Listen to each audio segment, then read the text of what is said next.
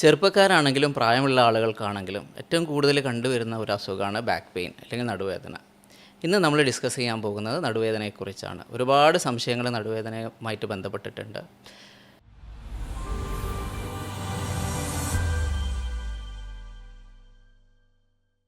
സാധാരണയായി നടുവേദന ഉണ്ടാകുന്ന കാരണങ്ങൾ എന്തൊക്കെയാണെന്നൊന്ന് ഡിസ്കസ് ചെയ്യാമോ?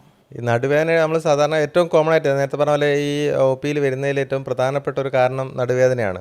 അപ്പോൾ നടുവേദന കാരണങ്ങൾ ചോദിക്കുകയാണെങ്കിൽ കോമൺ ആയിട്ട് നമ്മൾ മെക്കാനിക്കൽ ബാക്ക് പെയിൻ എന്ന് പറയും. മെക്കാനിക്കൽ ബാക്ക് പെയിൻ ഉദ്ദേശിക്കുന്നത് നടുവിൻ്റെ ബാക്കിലുള്ള സ്ട്രക്ചേഴ്സ് കാരണം നമുക്കുണ്ടാകുന്ന വേദനയാണ് മെക്കാനിക്കൽ ബാക്ക് പെയിൻ. അതിന് ഉദാഹരണത്തിന് നമ്മൾ പറയുകയാണെങ്കിൽ ഇതുപോലെയാണ്. അതായത് നട്ടലിൻ്റെ ഭാഗത്ത് നമുക്ക് കശേരിക്കൽ ഉണ്ടാവും, അതിൻ്റെ ഇടയിൽ ഡിസ്ക് ഉണ്ടാവും, അതിൻ്റെ പുറകിൽ ജോയിൻസ് ഉണ്ടാവും, ഇതിൻ്റെ ഡിസ്കിൻ്റെ പുറകിലായിട്ട് ഞരമ്പുകൾ ഉണ്ടാവും കാലിലേക്കുള്ള. ഇതിനെയൊക്കെ സപ്പോർട്ട് ചെയ്ത് ഇതിൻ്റെ പുറത്ത് നമുക്ക് മസിൽസ് ഉണ്ടാവും. അതുപോലെ നട്ടലിൻ്റെയും ഈ ഇടുപ്പലിനെയും ജോയിൻ ചെയ്ത ജോയിൻസുകൾ ഉണ്ടാവും. അങ്ങനെ ഒരുപാട് സ്ട്രക്ചേഴ്സ് നമ്മൾ നട്ടലിൻ്റെ ബാക്കിലുണ്ട്. അപ്പോൾ ഇതിനൊക്കെ ഉണ്ടാകുന്ന തേയ്മാനം കാരണവും അല്ല അതിൻ്റെ പരിക്കുകൾ കാരണം ഉണ്ടാകുന്ന പെയിനാണ് ഏറ്റവും കോമൺ മെക്കാനിക്കൽ ബാക്ക് പെയിൻ എന്നറിയപ്പെടുന്നത്. ഏറ്റവും കോമൺ ആയിട്ടുള്ള ഡിസ്കിൻ്റെ പ്രശ്നം തന്നെയാണ്. ഡിസ്കിൻ്റെ തേയ്മാനാവാം അല്ലെങ്കിൽ ഡിസ്ക് തള്ളിയതാവാം. ഇത് രണ്ടും നമുക്ക് ബാക്ക് പെയിൻ ഉണ്ടാക്കും. അതുപോലെ തന്നെ ഈ ജോയിൻറ്റിൻ്റെ തേയ്മാനം കൊണ്ടും അല്ലെങ്കിൽ ജോയിൻറ്റിൻ്റെ പരിക്കുകൾ കാരണവും പെയിൻ ഉണ്ടാക്കാം. ജസ്റ്റ് മസിൽ സ്പാസം കാരണം അല്ലെങ്കിൽ മസിൽസിൻ്റെ പേശികളുടെ പ്രശ്നങ്ങൾ കാരണം നടുവേദന ഉണ്ട്. അപ്പോൾ പല രീതിയിലുള്ള ഈ ഇത്തരത്തിലെല്ലാം ഒരുമിച്ചാണ് നമ്മൾ മെക്കാനിക്കൽ ബാക്ക് പെയിൻ എന്ന് പറയുന്നത്. അത് കൂടാതെ നമുക്ക് വളരെ അപൂർവമായിട്ടുള്ള ചില കാരണങ്ങളുണ്ട്. അപ്പോൾ ഉദാഹരണത്തിന് വീണിട്ട് പരിക്ക് പറ്റി എല്ല് നീങ്ങിപ്പോയി കഴിഞ്ഞാൽ സ്പോണ്ടിലോലിസ്ഥസിസ് എന്ന് പറയും. അതിൽ എല്ല് നീങ്ങിയത് കാരണം ബാക്ക് പെയിൻ വരാം. അതുകൂടാതെ നമുക്ക് എന്തെങ്കിലും ഇൻഫെക്ഷനോ അല്ലെങ്കിൽ അണുബാധയൊക്കെ വന്നിട്ട് നട്ടലിൻ്റെ ഭാഗത്ത് ഇൻഫെക്ഷനായിട്ട് വന്നിട്ട് ബാക്ക് പെയിൻ വരാം. അല്ലെങ്കിൽ ക്യാൻസർ സംബന്ധമായ ചില അസുഖങ്ങൾ ബാക്ക് പെയിൻ ഉണ്ടാക്കും. ഇതൊന്നും അല്ലാതെ മറ്റുള്ള ഭാഗങ്ങളിലുള്ള വേദന ചിലപ്പോൾ ബാക്കിലേക്ക് വരും. ഉദാഹരണത്തിന് ഇപ്പോൾ കിഡ്നിക്ക് സംബന്ധമായ എന്തെങ്കിലും പ്രശ്നങ്ങളുണ്ടെങ്കിൽ അത് ബാക്ക് പെയിൻ ആയിട്ട് ചിലപ്പോൾ പ്രസൻറ്റ് ചെയ്യും. ഇതൊക്കെ വളരെ അപൂർവമായിട്ട് ബാക്ക് പെയിൻ ഉണ്ടാക്കുന്ന കാരണങ്ങളാണ്. ഏറ്റവും കോമൺ ആയിട്ട് നമ്മൾ നേരത്തെ പറഞ്ഞ ഈ ഡിസ്ക് സംബന്ധമായിട്ടോ അല്ലെങ്കിൽ ജോയിൻറ്റ് സംബന്ധമായിട്ടുള്ള പെയിനുകളാണ് ഏറ്റവും കോമൺ ആയിട്ട് ബാക്ക് പെയിൻ ഉണ്ടാക്കുന്നത്. ഡിസ്ക് സംബന്ധമായിട്ടുള്ള ബാക്ക് പെയിന് തേയ്മാനം കൊണ്ടാണെന്ന് പറയുന്നുണ്ട്. പക്ഷേ 25 വയസ്സുള്ള ഒരാൾക്കും തേയ്മാനം ഉണ്ടാകുമോ? അല്ലെങ്കിൽ പ്രായമുള്ള ആളുകൾക്കും? ഇത് സാധാരണ കാണല്ലേ പലപ്പോഴും പേഷ്യൻ്റ് വന്ന് ചോദിക്കുന്ന ഒരു ചോദ്യമാണ്. അതായത് നമുക്ക് പേഷ്യൻ്റ് ചിലപ്പോൾ 25 വയസ്സായിട്ടുണ്ടാവുള്ളൂ, പക്ഷേ നല്ല നടുവേദന ആയിട്ടായിരിക്കും, കഴുത്തും വേദന ഉണ്ടാവും. അപ്പോൾ അവരുടെ അടുത്ത് കുറച്ചുകൂടി കൂടുതൽ ഹിസ്റ്ററി ഒക്കെ ചോദിച്ചു കഴിഞ്ഞാൽ അവർ എപ്പോഴും ഇരിപ്പോ അല്ലെങ്കിൽ കഴുത്ത് കുനിച്ചിട്ട് എന്തെങ്കിലും കാര്യങ്ങൾ ചെയ്യുന്നുണ്ടാവും. ഒന്നെങ്കിൽ ലാപ്ടോപ്പ് ആയിരിക്കും, ജോലിയുടെ ഭാഗമായിട്ട് അവർ ഡെസ്ക്ടോപ്പ് കൂടുതൽ യൂസ് ചെയ്യുന്നുണ്ടാവും, ഫോൺ ഓൺലൈൻ ഒരുപാട് മാർക്കറ്റിംഗ് സംഭവങ്ങളൊക്കെ ആണ്. അപ്പോൾ അങ്ങനത്തെ ഭാഗമായിട്ട് സ്റ്റുഡൻസ് തന്നെ ഒരുപാട് ഇരുന്നിട്ട് പഠിക്കുന്നവരോ അല്ലെങ്കിൽ ഡിസൈനിങ് ആൾക്കാർ, സ്റ്റിച്ചിങ് ആൾക്കാർ, ലേഡീസൊക്കെ അങ്ങനത്തെ കുറേ കാര്യങ്ങളൊക്കെ ചെയ്യുന്നവരുണ്ടാവും. അപ്പോൾ അതൊരു ക്രോണിക്കലി ഡിസ്കിൻ്റെ പളിച്ച കൊണ്ട് മാത്രമായിരിക്കണമെന്നില്ല. ഈ മസിൽസിൻ്റെ സ്റ്റിഫ്നെസ് കൊണ്ടും ചുറ്റുമുള്ള ആ ഒരു ലിഗമെൻസിൻ്റെ ഒക്കെ ലാക്സിറ്റിയോ അല്ലെങ്കിൽ ഡിസ്കിൻ്റെ ചെറിയ ചെറിയ ഹെർണിയേഷൻസും ബൾജസും ഒക്കെ ഉണ്ടാവാം. അവർക്ക് തേയ്മാനം എന്ന് പറഞ്ഞുകൂടാ, പക്ഷേ ആ ഒരു സ്ട്രെയിൻ, റിപ്പീറ്റഡ് ആയിട്ട് സ്ട്രെയിൻ അവർ വരുന്നതുകൊണ്ട് എന്നാലോ പ്രോപ്പർ എക്സസൈസോ സ്ട്രെച്ചിങ്ങോ വാക്കിങ്ങോ ഒന്നും ചെയ്യാതെ ഒരു സെഡൻഡറി ആയിട്ടും ചെയ്യുന്നവർക്കും ഇതൊക്കെ ഉണ്ടാവും. അതിലിപ്പോൾ ഈ തേയ്മാനത്തെ കുറിച്ച് ചോദിക്കുമ്പോൾ പറഞ്ഞാൽ തേയ്മാനം എന്ന് പറയുമ്പോൾ നമ്മൾ സാധാരണ മുട്ടിൻ്റെ തേയ്മാനമൊക്കെ പറയുന്ന പോലെ അതൊക്കെ പ്രായമുള്ള ആൾക്കാർക്കല്ലേ വരിക. അതെന്താ ഡിസ്കിന് തേയ്മാനത്തിൽ 25-ാമത്തെ വയസ്സിൽ എങ്ങനെ ഡിസ്കിന് തേയ്മാനം വരുന്ന ഒരു ചോദ്യമാണ് എപ്പോഴും വരുന്ന സംഭവം അതാണ്. അപ്പോൾ ഈ പ്രായമുള്ള ആൾക്കാർക്ക് ഈ ജോയിൻസിൻ്റെ തേയ്മാനമൊക്കെ സാധാരണ പ്രായത്തിലാണ് വരിക. അതായത് 40, 50, 60 വയസ്സൊക്കെ ആകുന്ന സമയത്താണ് വരാറ്. പക്ഷേ ഡിസ്കിൻ്റെ കാര്യത്തിൽ തേയ്മാനം എന്ന് പറയുന്നത് ഡിസ്കിൻ്റെ ഉള്ളിലുള്ള വെള്ളത്തിൻ്റെ അംശം കുറയുകയും അതിൻ്റെ ചുറ്റുമുള്ള അതിൻ്റെ സ്ട്രക്ചർ, അതായത് നമ്മളൊരു ആൻലസ് ഫൈബ്രോസ് എന്ന സാധനമുണ്ട്, ഒരു റിങ് പോലത്തെ സാധനം, അതിന് ചെറിയൊരു ഡാമേജ് അതിനാണ് ശരിക്കും ഡിസ്കിൻ്റെ തേയ്മാനം എന്ന് പറയുന്നത്. ഡിസ്കിൻ്റെ തേയ്മാനം സ്റ്റാർട്ട് ചെയ്യുക എന്ന് പറഞ്ഞാൽ ആ ആൻലസ് ഫൈബ്രോസിന് ചെറിയൊരു പരിക്ക് പറ്റുക, അതിൻ്റെ ഉള്ളിലുള്ള വെള്ളത്തിൻ്റെ അംശം കുറയുക, ഇത്തരത്തിലുള്ള കാര്യങ്ങളാണ് ശരിക്കും പറഞ്ഞാൽ ഈ ഡിസ്കിൻ്റെ തേയ്മാനം എന്ന് പറയുന്നത്. അപ്പോൾ അത് പ്രായത്തിന് ഇതില്ല. നമ്മൾ ചെറിയ പ്രായത്തിന് 20 വയസ്സിൽ തന്നെ ചിലപ്പോൾ ഈ പ്രശ്നങ്ങൾ സ്റ്റാർട്ട് ചെയ്യും. ഈ ആൻലസിൻ്റെ ചെറിയ ആൻലാർ ടയർ കാര്യങ്ങളൊക്കെ സ്റ്റാർട്ട് ചെയ്യും. അപ്പോൾ നമുക്ക് ഡിസ്കിൻ്റെ തേയ്മാനം എന്ന് പറയുന്ന പോലെ മുട്ടിൻ്റെ തേയ്മാനം പോലെ ആ സെയിം കാര്യമല്ല, അത് രണ്ടും വ്യത്യാസമുണ്ട് ശരിക്കും. അതുപോലെ ഈ യങ് ആയിട്ട് വരുന്ന ആൾക്കാരിൽ ഇപ്പോൾ കൂടുതൽ ഫീമെയിൽസ് ആണ് വരുന്നതെങ്കിലും അവർക്ക് ഈ ഡിസ്ക് മാത്രമായിരിക്കില്ല, സൈഡിലുള്ള SI ജോയിൻറ്റ് എന്ന് പറഞ്ഞ സംഭവം, സാക്രോയിലിയക് ജോയിൻറ്റ്, നമ്മളെ ഇടുപ്പലിനെയും നട്ടലിനെയും ബന്ധിപ്പിക്കുന്ന ഒരു ജോയിൻറ്റ്. കുറച്ചൊരു ഒബീസിറ്റി കൂടുക അല്ലെങ്കിൽ പ്രഗ്നൻസിയിലോ അല്ലെങ്കിൽ പോസ്റ്റ് പാർട്ടം ഒക്കെ ആയിട്ട് ഈ ഒരു പെയിൻ വരാറുണ്ട്. ചിലപ്പോൾ അത് താൽക്കാലികമായിട്ടായിരിക്കും വന്ന് അങ്ങ് പോകുന്നുണ്ട്, പക്ഷെ അതങ്ങ് സ്റ്റാഗ്നൻ്റായി നിൽക്കുമ്പോൾ ഈ ഒരു പെയിൻ അങ്ങ് പെർസിസ്റ്റ് ചെയ്ത് ബാക്കിൽ തൊട്ട് നടുവിൻ്റെ കുറച്ച് സൈഡിലായിട്ട് ഒരു പെയിനും വരാറുണ്ട്. അപ്പോൾ ഇതൊക്കെ നമ്മൾ എക്സാക്റ്റ് ഒരു കോസ് ഉണ്ടാവും. ചിലപ്പോൾ എല്ലാം ഡിസ്കിൻ്റെ ഹെർണിയേഷൻസോ അല്ലെങ്കിൽ ഡിസ്ബൾജോ ആയിക്കോളും. അതാണ്. അപ്പോൾ എപ്പോഴും നമ്മൾ പെയിന് വരുമ്പോൾ നടുവിന് വരുമ്പോൾ നമ്മളൊരു MRI എടുത്തു അതിൽ ഡിസ്ക് കണ്ടു, അപ്പോൾ ഡിസ്കിൻ്റെ പ്രശ്നമാണെന്ന് തെറ്റിദ്ധരിക്കുന്നുണ്ട്. അപ്പോൾ ശരിക്കും പറഞ്ഞാൽ ഓരോരുത്തരുടെയും നടുവേനിക്ക് ഒരു കാരണം ഉണ്ടാവും, ഒരു പെയിൻ ജനറേറ്റർ ഉണ്ടാവും. പെയിൻ ജനറേറ്റർ എന്ന് പറഞ്ഞാൽ വേദന ഉണ്ടാക്കുന്ന ഒരു സോഴ്സ് ഉണ്ടാവും. അത് ചിലപ്പോൾ ജോയിൻ്റ് ആയിരിക്കും, ചിലപ്പോൾ മസിലായിരിക്കും, ചിലപ്പോൾ ഡിസ്ക് ആയിരിക്കും, പലതും ആവാം. അപ്പോൾ അത് നമ്മൾ ശരിക്കും രോഗീനെ പരിശോധിച്ച് കൃത്യമായിട്ട് അസസ് ചെയ്ത് ഹിസ്റ്ററിയും എക്സാമിനേഷനും കഴിയുമ്പോഴേ നമുക്കത് കൃത്യമായിട്ട് കിട്ടുള്ളൂ. പലപ്പോഴും MRI വെച്ചിട്ട് നമ്മൾ ട്രീറ്റ് ചെയ്യാൻ പോയാൽ കഴിഞ്ഞാൽ തെറ്റ് പറ്റും. കാരണം വെച്ചാൽ MRIയിൽ ഡിസ്ക് ബൾജ് ഉണ്ടാവും, അത് ചിലപ്പോൾ ഇതൊരു ബന്ധം ഉണ്ടാവില്ല, ഈ രോഗിയുടെ വേദനയായിട്ട് അതിന് ബന്ധം ഉണ്ടാവില്ല. അപ്പോൾ നമ്മൾ എപ്പോഴും നടുവേദന ട്രീറ്റ് ചെയ്യുമ്പോൾ നമ്മൾ എന്ത് ചെയ്യണം, രോഗിനെ പരിശോധിച്ചിട്ട് അവർ തീരുമാനമാക്കിയതിന് ശേഷം മാത്രമേ MRIയിലേക്ക് എക്സ്റേയിലേക്ക് നോക്കേണ്ട ആവശ്യമുള്ളൂ. ആ രീതിയിലാണ്. ഇനി അടുത്ത ചോദ്യം, സാധാരണ ഡിസ്ക് ബൾജ് വരുമ്പോൾ ബാക്ക് പെയിൻ മാത്രമല്ലാതെ കാലിലേക്ക് വേദന, തരിപ്പ് എന്നൊക്കെ പറഞ്ഞ് കേട്ടിട്ടുണ്ട്. അപ്പോൾ ബാക്ക് പെയിൻ അല്ലാതെ ഡിസ്ക് ബൾജിൽ എന്തൊക്കെ ലക്ഷണങ്ങൾ നമുക്ക് കാണാൻ പറ്റും, അല്ലെങ്കിൽ എന്തൊക്കെ സിംറ്റംസ് ആയിട്ടാണ് പേഷ്യൻസ് സാധാരണ വരാറ്? ബാക്ക് പെയിന്, അതായത് ഇപ്പോൾ പറഞ്ഞ പോലെ നടുവിൻ്റെ മാത്രമായിട്ടുള്ളൊരു വേദന, ആക്സിയൽ ബാക്ക് പെയിൻ. പിന്നെ ഉള്ളത് റാഡിക്കുലോപ്പതി, അതായത് നടുവിന്ന് കാലിലേക്ക് വരുന്ന വേദന. നമ്മൾ സാധാരണഗതിയിൽ ലെമൻ പറയുന്നത് സയാറ്റിക്ക എന്ന് പറയും. അപ്പോൾ ഇതിനും ഓരോരോ കോസുകളുണ്ട്. ഇപ്പോൾ പറഞ്ഞാൽ ഏറ്റവും കോമൺ കോസാണ് ഡിസ്ക് ബൾജ്, ഹെർണിയേറ്റഡ് ഡിസ്ക് എന്നൊക്കെ പറയുന്നത്. അതിൽ ഇനീഷ്യലി ഇപ്പോൾ ഡോക്ടർ പറഞ്ഞ പോലെ ഡിസ്ക് എന്ന് പറയുന്നത് ഒരു 2 ലെയർഡ് സ്ട്രക്ചർ, അതായത് ഉള്ളിൽ ജെൽ ടൈപ്പ് ഉണ്ടാവും, പുറമേ ഒരു ടഫായിട്ടുള്ള ആനുവസ് ഫൈബ്രോസിസ് എന്ന് പറഞ്ഞ സംഭവമുണ്ട്. അപ്പോൾ ഇതിൽ നോർമൽ ഡിസ്കിൽ ഇത് രണ്ടായിട്ട് തന്നെ നല്ല ഇൻറ്റിഗ്രേറ്റഡ് ആയിട്ട് നിൽക്കും. പക്ഷേ കുറച്ച് കാലം കഴിയുമ്പോൾ, അതായത് ഈ പറഞ്ഞ പോലെ കുറേ നേരം ഇരുന്നിട്ട് ജോലി ചെയ്യുന്നവർക്കോ അല്ലെങ്കിൽ ഡിസ്കിൻ്റെ പ്രഷർ കൂടുന്ന കാര്യങ്ങൾ എന്തെങ്കിലും ചെയ്യുന്നവർക്കോ അല്ലെങ്കിൽ വെയിറ്റ് ലിഫ്റ്റിംഗ് ഒക്കെ ചെയ്യുന്നവർക്ക് ഈ പുറമേയുള്ള ആ ആനുവസ് ഫൈബ്രോസിസ് ചെറുതായിട്ട് ചെറിയ വിള്ളലുകൾ വരും. ആ വിള്ളലുകൾ വരുന്നതാണ് നമ്മൾ MRIയിൽ നോക്കുമ്പോൾ ആനുലാർ ഫിഷർ എന്നൊക്കെ കാണുന്നത്. അപ്പോൾ ആ സമയത്ത് നടുവിന് മാത്രമായിട്ടായിരിക്കും വേദന ഉണ്ടാവാം. പക്ഷേ അവർ ഇതൊന്നും ശ്രദ്ധിക്കാതെ, എക്സസൈസ് ഒന്നും ചെയ്യാതെ സെഡൻറ്ററി ആയിട്ട് അങ്ങനെ ഇരുന്നിട്ട് തന്നെ ആ ഒരു പൊട്ട് വലുതാവുന്നു, ഉള്ളിലുള്ള ജെല്ല് പുറത്തേക്ക് ചാടുന്നു. അപ്പോൾ എന്താ സംഭവിക്കുന്നത് വെച്ചാൽ, ഇപ്പം ഇതിലുള്ള ആ ഒരു സ്ട്രക്ചർ പോലെ നമ്മളിങ്ങനെ ഇപ്പോൾ ഈ ആനുവസ് ഫൈബ്രോസിസ് പൊട്ടിക്കഴിഞ്ഞാൽ പിന്നെ ഡയറക്റ്റ് നമ്മളെ ബാക്കിലുള്ളത് കാലിലേക്ക് പോകുന്ന നാഡികളാണ്, നെർവ്സാണ്. അപ്പോൾ ഇതിൻ്റെ ആ പ്രഷർ കാരണം ഇങ്ങനെ പൊട്ടിയിട്ട് സൈഡിലേക്ക് പോകുന്നു. അപ്പോൾ എന്ത് സംഭവിക്കുന്നത് വെച്ചാൽ, നടുവിന് മാത്രം വേദന ഉണ്ടായിരുന്ന ഒരാൾക്ക് പെട്ടെന്ന് കാലിലേക്ക് പെയിൻ വരുന്നു. കാലിലേക്ക് തരിപ്പ്, കടച്ചിൽ, കാലെടുത്ത് പൊക്കാനുള്ള പ്രയാസം, ചിലപ്പോൾ ഒരു ദിവസം മുഴുവൻ അവർ വേദന കാരണം ബുദ്ധിമുട്ടുണ്ട്. അതാണ് പെട്ടെന്ന് നമ്മൾ നടുവുളുക്കുക എന്നൊക്കെ പറയുന്നത് കണ്ടീഷൻ അതാണ്. അപ്പോൾ ഇതാണ് തുടക്കത്തിലെന്ന് വെച്ചാൽ കുറേ കാലം വെച്ചാൽ നടുവേനായിരിക്കും. നടുവിനെ തേയ്മാനുള്ള സമയത്ത്, അല്ലെങ്കിൽ ഈ ആനുലാർ ടയറൊക്കെ ഉണ്ടാകുന്ന സമയത്ത് കുറച്ച് കാലത്ത് ഇങ്ങനെ കുറേ നടുവേന മാത്രം. അതും പലപ്പോഴും പല ആൾക്കാർക്കും തുടങ്ങുകയെന്ന് വെച്ചാൽ, ഇടയ്ക്ക് ഇപ്പോൾ ഇന്ന് പെട്ടെന്നൊരു സാധനം ഒന്ന് കുനിഞ്ഞിട്ട് എടുത്തു, നടുവുളുക്കി, 2 ദിവസം റെസ്റ്റ് എടുത്തു, ചൂട് പിടിച്ചു, അത് മാറി. പിന്നെ കുറച്ച് ദിവസം കഴിഞ്ഞിട്ട്, 1 മാസം കഴിഞ്ഞിട്ട് പിന്നെയും വേറെ എന്തെങ്കിലും ചെയ്തപ്പോൾ നടുവുളുക്കി, അങ്ങനെ കുറച്ച് കാലം പോകും. അതിനുശേഷം പിന്നെ കുറച്ച് സ്ഥിരമായിട്ട് നടുവേനുള്ള ഒരു അവസ്ഥയിലേക്ക് വരും. എല്ലാ ദിവസവും നടുവേന, രാവിലെ എണീറ്റ് വരുമ്പോൾ നടുവേന, ആ രീതിയിലേക്ക് വരും. അത് കഴിഞ്ഞിട്ടാണ് ഇതൊക്കെ സംഭവിക്കുന്ന സമയത്ത് ഡിസ്കിന് തേയ്മാനാണ് ശരിക്കും. ആ ഡിസ്കിൻ്റെ ആനുലാർ ടയറും കാര്യങ്ങളും നടന്നുകൊണ്ടിരിക്കുകയാണ്. അപ്പോൾ അതിൻ്റെ ഉള്ളിലുള്ള ന്യൂക്ലിയസ് പുറത്തേക്ക് ചാടി. അപ്പോഴാണ് നമ്മൾ ഹെർണിയേറ്റഡ് ഡിസ്ക്, അല്ലെങ്കിൽ ഡിസ്ക് ബൾജ്, അല്ലെങ്കിൽ ഡിസ്ക് പൊട്ടൂഷൻ എന്നൊക്കെ പറയുന്നത് ആ സമയത്താണ്. അപ്പോൾ അങ്ങനെ വരുന്ന സമയത്ത് ഒന്ന് സംഭവിക്കുക, ഈ ഡിസ്കിൻ്റെ നേരെ പുറകിൽ കാലിലേക്കുള്ള ഞരമ്പുണ്ടാവും. അപ്പോൾ ആ ഒരു സമയത്താണ് കാലിലേക്ക് വേദന ഇറങ്ങുക. അപ്പോൾ അതിന് പ്രത്യേകിച്ച് അത് കാലിലേക്ക് വേദന ഇറങ്ങിക്കഴിഞ്ഞാൽ പിന്നെ ബാക്ക് പെയിൻ ഉണ്ടാവില്ല. കാരണം ഡിസ്കിൻ്റെ ഉള്ളിലുള്ള പ്രഷർ കൂടി വരുന്ന സമയത്ത് ബാക്ക് പെയിൻ നല്ല പോലെ ഉണ്ടാവും. അത് പൊട്ടി അതിനുള്ളിലുള്ള സാധനം പുറത്തേക്ക് ഇറങ്ങുന്ന സമയത്ത് നടുവേദന പോയി കാലിലേക്ക് വേദന ഇറങ്ങും. അപ്പോൾ പലപ്പോഴും ആൾക്ക് പിന്നെ വരുമ്പോൾ കാലിൽ മാത്രമേ പെയിൻ ഉണ്ടാവുള്ളൂ. അപ്പോൾ നമ്മൾ പറയുകയാണ് നിങ്ങൾ ഡിസ്കിൻ്റെ പ്രശ്നം കൊണ്ടാണ്. അപ്പോൾ എല്ലാവരും ചോദിക്കും, എനിക്ക് നടുവേദന മാറിയല്ലോ, അപ്പോൾ ഇത്രയും കാലം എനിക്ക് നടുവേദന ഉണ്ടായിരുന്നു, ഇപ്പോൾ എനിക്ക് നടുവേദന ഇല്ല, അപ്പോൾ ഇപ്പോൾ എനിക്ക് കാലിൽ മാത്രമേ പെയിനുള്ളൂ. അപ്പോൾ ഇതാണ് ആ കാലിലേക്ക് മാത്രം വരാനുള്ള കാരണം, ഡിസ്ക് അതിൻ്റെ ഉള്ളിലുള്ള പ്രഷർ പോയി, കാരണം അത് പൊട്ടി പുറത്തേക്ക് ഞരമ്പിൻ്റെ ഭാഗത്തേക്ക് ഇറങ്ങിയതുകൊണ്ടാണ് നമുക്ക് കാലിലേക്ക് വേദന വരുന്നത്. അങ്ങനെയാണ് സംഭവം. യൂഷ്വലി ഒരു ഹെർണിയേറ്റഡ് ഡിസ്കിൻ്റെ ഒരു പിക്ചർ അങ്ങനെയാണ് വരാറ്. ഇനി കാലിലേക്ക് വേദന എന്ന് പറയുന്നുണ്ട്. അപ്പോൾ ചില ആളുകൾക്ക് ഷുഗറൊക്കെ കൂടിക്കഴിഞ്ഞ് കഴിഞ്ഞാൽ കാലിലെ രക്തക്കുഴലുകളിലേക്ക് ബ്ലോക്ക് വന്നിട്ട് സിവിയർ പെയിൻ ഉണ്ടാവും എന്ന് കേട്ടിട്ടുണ്ടല്ലോ. അതായത് നടക്കുന്ന സമയത്ത് ഭയങ്കര പെയിൻ ആവുക നിൽക്കുക. അപ്പോൾ ഇതെങ്ങനെ ഡിഫറൻഷ്യേറ്റ് ചെയ്യാൻ പറ്റും? ഇത് ഡിസ്ക് ബൾജിൻ്റെ പെയിൻ ആണോ, അല്ലെങ്കിൽ ഈ രക്തക്കുഴലുകളിൽ ബ്ലോക്ക് ഉണ്ടായിട്ട്, അതായത് വെസലിലുള്ള ഡിസീസാണോ എന്നുള്ളത് എങ്ങനെ നമുക്ക് മനസ്സിലാക്കാൻ പറ്റും? കൂടുതലും നമുക്ക് ക്ലിനിക്കൽ എക്സാമിനേഷൻ തന്നെയാണ്. അതായത് രോഗി നടന്നു വരുമ്പോൾ അല്ലെങ്കിൽ കാര്യങ്ങളൊക്കെ പറഞ്ഞു വരുമ്പോൾ ഏകദേശം ഒരു ക്ലൂ കിട്ടും.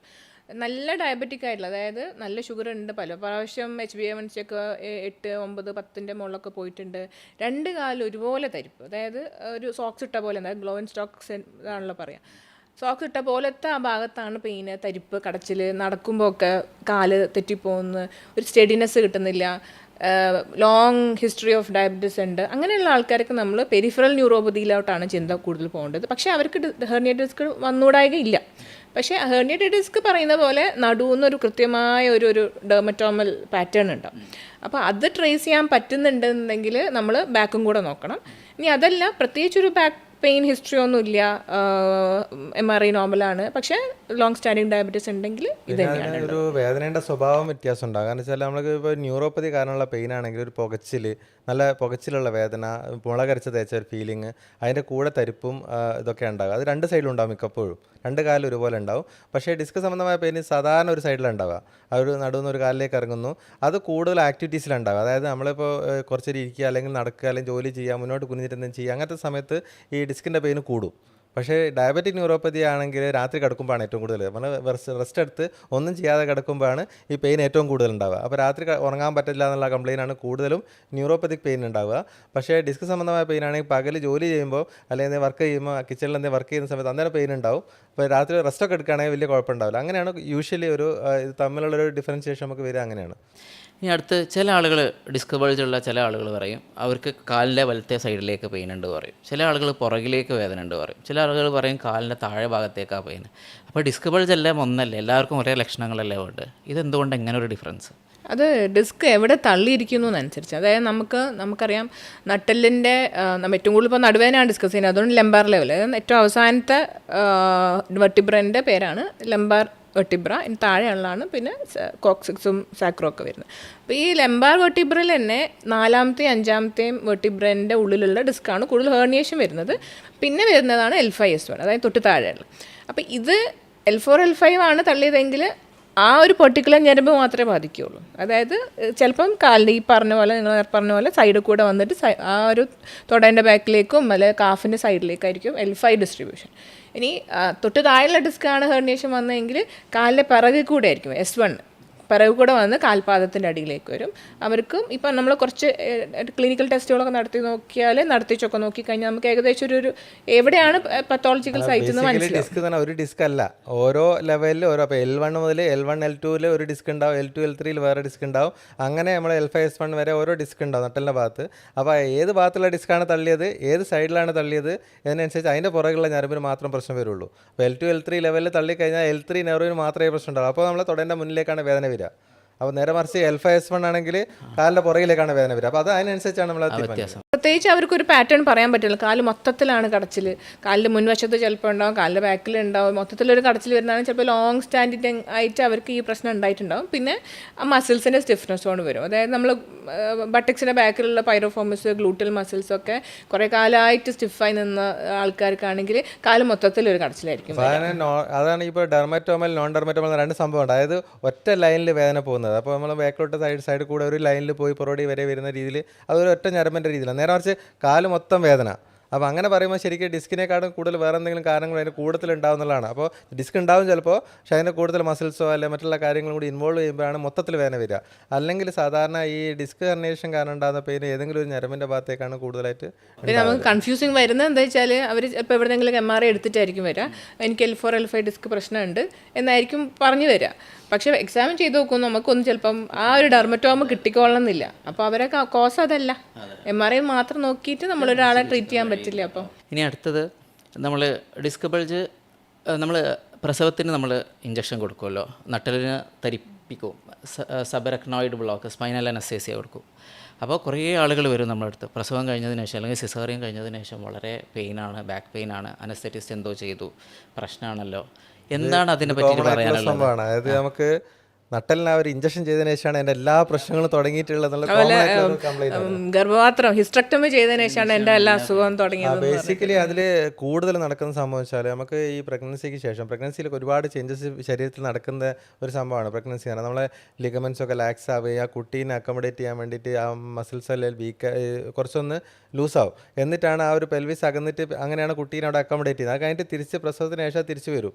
അപ്പോൾ അതിൻ്റെ കൂടെ ഒന്നുകിൽ ചിലപ്പോൾ സിസേറിയൻ ആയിരിക്കും. സിസേറിയൻ ആണെങ്കിൽ നമ്മൾ വയറിൻ്റെ ഭാഗം താഴെ ഭാഗം കട്ട് ചെയ്ത് പിന്നെ കുറച്ച് വയറ് ചാടി പിന്നെ അതിന് പ്രസവ രക്ഷ കഴിയുമ്പോഴേക്കും കുറച്ച് വെയിറ്റൊക്കെ കൂടി. അപ്പോൾ മുമ്പുള്ള പ്രസവത്തിന് മുന്നേ ഉള്ള അവസ്ഥ വെച്ച് നോക്കുമ്പോൾ ഒരുപാട് വെയിറ്റ് കൂടുകയും മസിൽസൊക്കെ വീക്കാകുകയൊക്കെ ചെയ്തിട്ട് അതിൻ്റെ ഭാഗമായിട്ടാണ് ശരിക്കും പറഞ്ഞാൽ നമുക്ക് നടുവിന് വേദന വരുന്നത്. അപ്പോൾ നട്ടലിനെ സപ്പോർട്ട് ചെയ്ത് നിർത്തുന്ന വയറിൻ്റെ മസിലും ബാക്കിലത്തെ മസിൽസ് എല്ലാം കൂടിയിട്ടാണ് നട്ടെല്ലാം സപ്പോർട്ട് ചെയ്ത് നിർത്തുന്നത്. ആ സപ്പോർട്ട് പോയത് കൊണ്ടാണ് ശരിക്കും പറഞ്ഞാൽ പലപ്പോഴും വെയിറ്റ് കൂടുകയും ചെയ്യുന്നതുകൊണ്ടാണ് മസിൽ വീക്കാകുന്നതുകൊണ്ടൊക്കെ ആയിരിക്കും ഈ ബാക്ക് പെയിൻ സ്റ്റാർട്ട് ചെയ്യുന്നത്. പക്ഷേ നമ്മൾ ആലോചിച്ച് നോക്കുമ്പോൾ എല്ലാ സംഭവം സ്റ്റാർട്ട് ചെയ്തിട്ടുള്ളത് ആ ഇഞ്ചക്ഷൻ. അപ്പോൾ ഇഞ്ചക്ഷൻ എന്ന് പറഞ്ഞാൽ ആ ഒരു രണ്ട് കശേരുകൾക്കിടയിലൂടെ വളരെ നേരിയ ഒരു നീഡിൽ കയറിപ്പോയി എന്നല്ലാതെ അത് നമുക്ക് ഒരിക്കലും ഈ ഒരു ഡിസ്കിൻ്റെ പ്രശ്നമോ അല്ലെങ്കിൽ ഡിസ്ക് ബൾജോ അല്ലെങ്കിൽ അതിന് ശേഷമുള്ള ഈ മസിൽസിൻ്റെ പെയിനോ ഉണ്ടാക്കാൻ ഒരു കാരണമാകുന്നില്ല. നമ്മൾ പലപ്പോഴും കോറിലേറ്റ് ചെയ്താണ്. അപ്പോൾ ബാക്കിയുള്ള എല്ലാം കൊണ്ട് കൂട്ടി നോക്കിക്കഴിഞ്ഞാൽ കാരണം ശരിക്കും മറ്റുള്ള കാര്യങ്ങളാണ്. ഈ വെയിറ്റ് ഗെയിനും മറ്റുള്ള എക്സസൈസ് ഇല്ലായ്മയും അതുപോലെ തന്നെ നമ്മളെ ഈ ലിഗമെൻസിൻ്റെ ലാക്സിറ്റിയൊക്കെയാണ് പെയിൻ ഉണ്ടാക്കുന്നത്. ശരി, ഇനി അടുത്ത ചോദ്യം. നമ്മൾ സാധാരണ ഒരു അറ്റാക്ക് വേദന വന്നു കഴിഞ്ഞാൽ, നെഞ്ചുവേദന വന്നു കഴിഞ്ഞാൽ വേഗം ഹോസ്പിറ്റലിലെത്തും, ആൻജിയോഗ്രാം ചെയ്യും, ആൻജിയോപ്ലാസ്റ്റി ചെയ്യും. പക്ഷേ മിക്ക ആളുകളും ഈ ബാക്ക് പെയിന് ചികിത്സ അങ്ങനെ എടുക്കാറില്ല. അത് സ്ഥിരമുള്ളതാണെന്ന് പറഞ്ഞിട്ട് അങ്ങനെ കൊണ്ടുപോകും. പക്ഷേ പെട്ടെന്ന് തന്നെ ഹോസ്പിറ്റലിൽ എത്തിക്കേണ്ട തരത്തിൽ എന്തെങ്കിലും ലക്ഷണങ്ങൾ മാറി മറിയോ അങ്ങനെ എന്തെങ്കിലും ലക്ഷണങ്ങളുണ്ടോ? പെട്ടെന്ന് എത്തിക്കേണ്ടതായിട്ടോ പെട്ടെന്നൊരു ഹോസ്പിറ്റലിലേക്ക് നമ്മളൊരു ഡോക്ടറിനെ കാണിക്കേണ്ടത് എമർജൻസി ആയിട്ട് കാണിക്കേണ്ടത് എന്തെങ്കിലും ലക്ഷണങ്ങൾ ബാക്ക് പെയിനിലുണ്ടോ? അതിൽ കൂടുതലും ഈ പറയുന്നത് റെഡ് ഫ്ലാഗ്സ് ആണ്. അതായത് നമ്മൾ യൂഷ്വലി ഒരു ബാക്ക് പെയിൻ വന്നു കഴിഞ്ഞാൽ ഈ പറഞ്ഞ പോലെ പെട്ടെന്ന് നടുവേദന വന്നു കുറച്ച് ദിവസം ഒന്ന് കിടപ്പിലായോ ജോലിക്കൊന്നും പോകാൻ പറ്റുന്നില്ലെങ്കിൽ എല്ലപ്പോഴും പോയി കാണിക്കണമെന്ന് നിർബന്ധമൊന്നുമില്ല. റെസ്റ്റ് എടുത്താൽ മാറുന്ന വേദനകളാണ് ഒരു 60% പക്ഷേ ആ രോഗിയുടെ ലക്ഷണങ്ങളും അവരുടെ ബാക്ക്ഗ്രൗണ്ട് ഹിസ്റ്ററിയും ആ ഒരു ആ സമയത്തുണ്ടായ ചേഞ്ചസും വെച്ചിട്ട് നമുക്ക് ഏകദേശം പറയാൻ സാധിക്കും. ഒരു 18 വയസ്സിന് താഴെയാണ് ഈ ഒരു ഹിസ്റ്ററി എങ്കിൽ ഒന്ന് അലേർട്ട് ആവണം. അപ്പോൾ അവരൊന്ന് നേരത്തെ പോയി കണ്ട് ഒന്ന് MRI അല്ലെങ്കിൽ എക്സ്റേ ഒന്ന് ഡോക്ടറെ അടുത്ത് പോയി ഇവാലുവേറ്റ് ചെയ്യേണ്ടതുണ്ട്. കാരണം അതൊരു ആ ഒരു ഏജ് അല്ലല്ലോ, പെട്ടെന്ന് ബൾജ് ചെയ്യേണ്ട ഒരു ഏജ് അല്ല. പിന്നെ ഉള്ളത് ഒരു 70+ അല്ലെങ്കിൽ ഒരു 60+ കഴിഞ്ഞ ആൾക്കാർക്ക് പെട്ടെന്നൊരു നടുവേദന വന്ന് ബാക്ക്ഗ്രൗണ്ട് ഹിസ്റ്ററി എന്തെങ്കിലും ഒരു മാലിഗ്നൻസിയോ അല്ലെങ്കിൽ ക്യാൻസർ സംബന്ധമായ വേദനകളോ അല്ലെങ്കിൽ എന്തെങ്കിലും ഇൻഫെക്ഷൻ ഓൺഗോയിങ് ഇൻഫെക്ഷൻ വന്നിട്ട് പെട്ടെന്നൊരു നടുവേദന വന്നു അങ്ങനെ പറയുകയാണെങ്കിലോ അല്ലെങ്കിൽ ഓൾറെഡി കുറേ അസുഖങ്ങളുള്ള ആൾക്കാർക്ക് പെട്ടെന്നൊരു നടുവേദന. അപ്പോൾ നമ്മളൊരു ഒരു ഒരു സെക്കൻഡായി വേണം അതിൽ വേറെ എന്തെങ്കിലും കാരണങ്ങൾ ഉണ്ടാവാം എന്നുള്ളത്. പിന്നെ വരുന്നതാണ് കാലിലേക്ക് ഒരു പെട്ടെന്ന് പുകച്ചിൽ പോലെ വേദന വരുന്നു, കാലെടുത്ത് പൊക്കാൻ പറ്റുന്നില്ല, വിരലുകളൊന്നും അനക്കാൻ പറ്റുന്നില്ല, നടത്തം തീരെ പറ്റുന്നില്ല. അതും ബാക്ക് പെയിനോടും വരും. പക്ഷേ ഒരു പ്രോഗ്രസീവായിട്ടുള്ള ആ നെർവിന് ഡാമേജ് നമ്മൾ സസ്പെക്റ്റ് ചെയ്യുന്നുണ്ടെങ്കിലും പെട്ടെന്ന് MRI എടുത്തിട്ട് ഇവാലുവേറ്റ് ചെയ്തായിട്ടുണ്ട്. പിന്നെ പനി വരിക, ഇത് ഈ ബാക്ക് പെയിൻ്റെ കൂട്ടത്തിൽ തന്നെ ശരീരം മൊത്തത്തിൽ ഒരു വിറയിൽ വരുന്ന പോലെ പനിയോ അല്ലെങ്കിൽ ശരീരത്തിൻ്റെ ടെമ്പറേച്ചർ കൂടുകയോ അങ്ങനെ എന്തെങ്കിലും വരുന്നുണ്ടെങ്കിലും ഇതുപോലെ ഒരു റെഡ് ഫ്ലാഗ് ആയിട്ട്. അതായത് ബേസിക്കലി 4 കാരണങ്ങളാണ് നമുക്ക് പേടിക്കേണ്ട സംഭവങ്ങൾ എന്നല്ല. ഒന്ന് ഇൻഫെക്ഷൻ ആണോ, അല്ലെങ്കിൽ ക്യാൻസർ ഉണ്ടോ, അല്ലെങ്കിൽ നമ്മൾ എല്ല് പൊട്ടിയിട്ടുണ്ടോ, പിന്നെ വീഴ്ചയോട് കൂടിയാണ് ഈ വേദന വന്നത്. അതായത് കോഡായിക്യുന സിൻഡ്രോം എന്ന് പറയും. അതായത് കാല് രണ്ടും തളർന്നു പോകുക അല്ലെങ്കിൽ വയറ്റുന്ന മൂത്രമൊക്കെ അറിയാതെ പോകുന്ന ഒരു അവസ്ഥ, അതാണ് കോഡായിക്യുന സിൻഡ്രോം എന്ന് പറയുന്നതാണ്. ഈ 4 സാധനങ്ങൾ ഉണ്ടെങ്കിലാണ് നമ്മൾ പേടിക്കേണ്ടത്. അപ്പോൾ ഇതെങ്ങനെയാണ് മനസ്സിലാക്കാൻ പറ്റുക എന്നുള്ളതാണ്. അപ്പോൾ ഇൻഫെക്ഷൻ ആണെങ്കിൽ പനി ഉണ്ടാവും, വിറയിൽ പനിയും കുളിരും വിറയിലൊക്കെ ഉള്ള ആൾക്കാർക്ക് അതിനെ കൂടുതൽ നടുവേദന ഉണ്ടാവും. അല്ലെങ്കിൽ മുമ്പ് ഇങ്ങനെ ഈ എന്താ പറയുക ഇമ്മ്യൂണോ കോംപ്രമൈസ്ഡ്, അതായത് ഇമ്മ്യൂണിറ്റി കുറഞ്ഞ ആൾക്കാർ, ഡയബറ്റീസ് ഭയങ്കര അൺകൺട്രോൾഡ് ഡയബറ്റീസ് ഉള്ള ആൾക്കാർ, അല്ലെങ്കിൽ വേറെ ഈ ചില മരുന്നുകൾ ഇപ്പോൾ ഈ ഭാഗത്തിനൊക്കെ മരുന്ന് സ്ഥിരമായിട്ട് മെത്തോട്രെക്സൈഡ് പോലുള്ള മരുന്നുകളൊക്കെ കഴിക്കുന്ന ആൾക്കാർക്ക് പെട്ടെന്നൊരു നടുവേദന വരുന്ന സമയത്ത് പനീൻ്റെ കൂട്ടത്തിൽ വരുമ്പോൾ നമ്മൾ ഇൻഫെക്ഷൻ സസ്പെക്റ്റ് ചെയ്യണം. അതല്ലാതെ നമുക്ക് രാത്രി കിടന്നാലും റെസ്റ്റ് എടുത്താലും മാറാത്ത രീതിയിലുള്ള അസഹനീയമായ വേദന, നമ്മൾ റെസ്റ്റ് എടുത്ത് പെയിൻ കില്ലർ എടുത്തിട്ട് മാറാത്ത രീതിയിലുള്ള അസഹനീയമായ വേദന, അതും ഇൻഫെക്ഷനോ മാലിഗ്നൻസിയോ വരുമ്പോഴാണ് അല്ലെങ്കിൽ ക്യാൻസർ വരുമ്പോഴാണ് അത്തരത്തിലുള്ള പെയിൻ വരിക. അല്ലെങ്കിൽ പെട്ടെന്ന് പ്രായം കൂടിയ ആൾക്കാർക്ക് പെട്ടെന്നൊരു നടുവേദന, ഒന്നുകിൽ തുമ്മിയോ അല്ലെങ്കിൽ കാല് സ്ലിപ്പായി അപ്പോൾ പെട്ടെന്നൊരു നടുവേദന, അപ്പോൾ മിക്കവാറും എല്ല് പൊട്ടിയതായിരിക്കും. അപ്പോൾ ആ അവർക്ക് ചിലപ്പോൾ വീഴണമെന്നില്ല, ചിലപ്പോൾ വീഴാൻ പോയതിട്ടേ ഉണ്ടാവുള്ളൂ. അപ്പോൾ അങ്ങനത്തെ അതുകൊണ്ടാണ് നമ്മൾ ഈ പ്രായം കൂടിയ ആൾക്കാർക്ക് പെട്ടെന്ന് ഒരു പെയിൻ വന്നാൽ എക്സ്റേ എടുക്കണം എന്ന് പറയുന്നത് അതുകൊണ്ടാണ്. കാരണം ചിലപ്പോൾ അത് ഈ ഓസ്റ്റിയോപൊറോട്ടിക് ഫ്രാക്ചർ ആയിരിക്കും, അത് ഈ എല്ലിന് ബലം കുറഞ്ഞിട്ട് എല്ല് പൊട്ടാനുള്ള സാധ്യതയുണ്ട്. അപ്പോൾ ഇത്തരത്തിലുള്ള കാര്യങ്ങൾ, അപ്പോൾ എല്ല് പൊട്ടിയിട്ടുണ്ടോ അല്ലെങ്കിൽ മാലിഗ്നൻസി ഇൻഫെക്ഷൻ ഉണ്ടോ, ഇതൊക്കെയാണ് നമ്മൾ ശ്രദ്ധിക്കേണ്ട കാര്യം. അല്ലാതെ ഒരു നടുവേദന വന്നു വെച്ചാൽ നമ്മൾ പെട്ടെന്ന് എക്സ്റേ എടുക്കുക MRI എടുക്കേണ്ട ആവശ്യമില്ല. കാരണം വെച്ചാൽ പലപ്പോഴും നമ്മൾ എക്സ്റേ എടുക്കുന്ന രോഗിയെ തൃപ്തിപ്പെടുത്താൻ വേണ്ടിയിട്ടാണ്. കാരണം ശരിക്കും ഒരു 6 ആഴ്ച വരെ ഒരു എക്സ്റേ MRI ഒന്നും ആവശ്യമില്ല എന്നുള്ളതാണ്. അതായത് നമ്മൾ ഒരു 90% ബാക്ക് പെയിനും 6 വീക്സ് കൊണ്ട് മാറുന്നതാണ് കണക്ക്.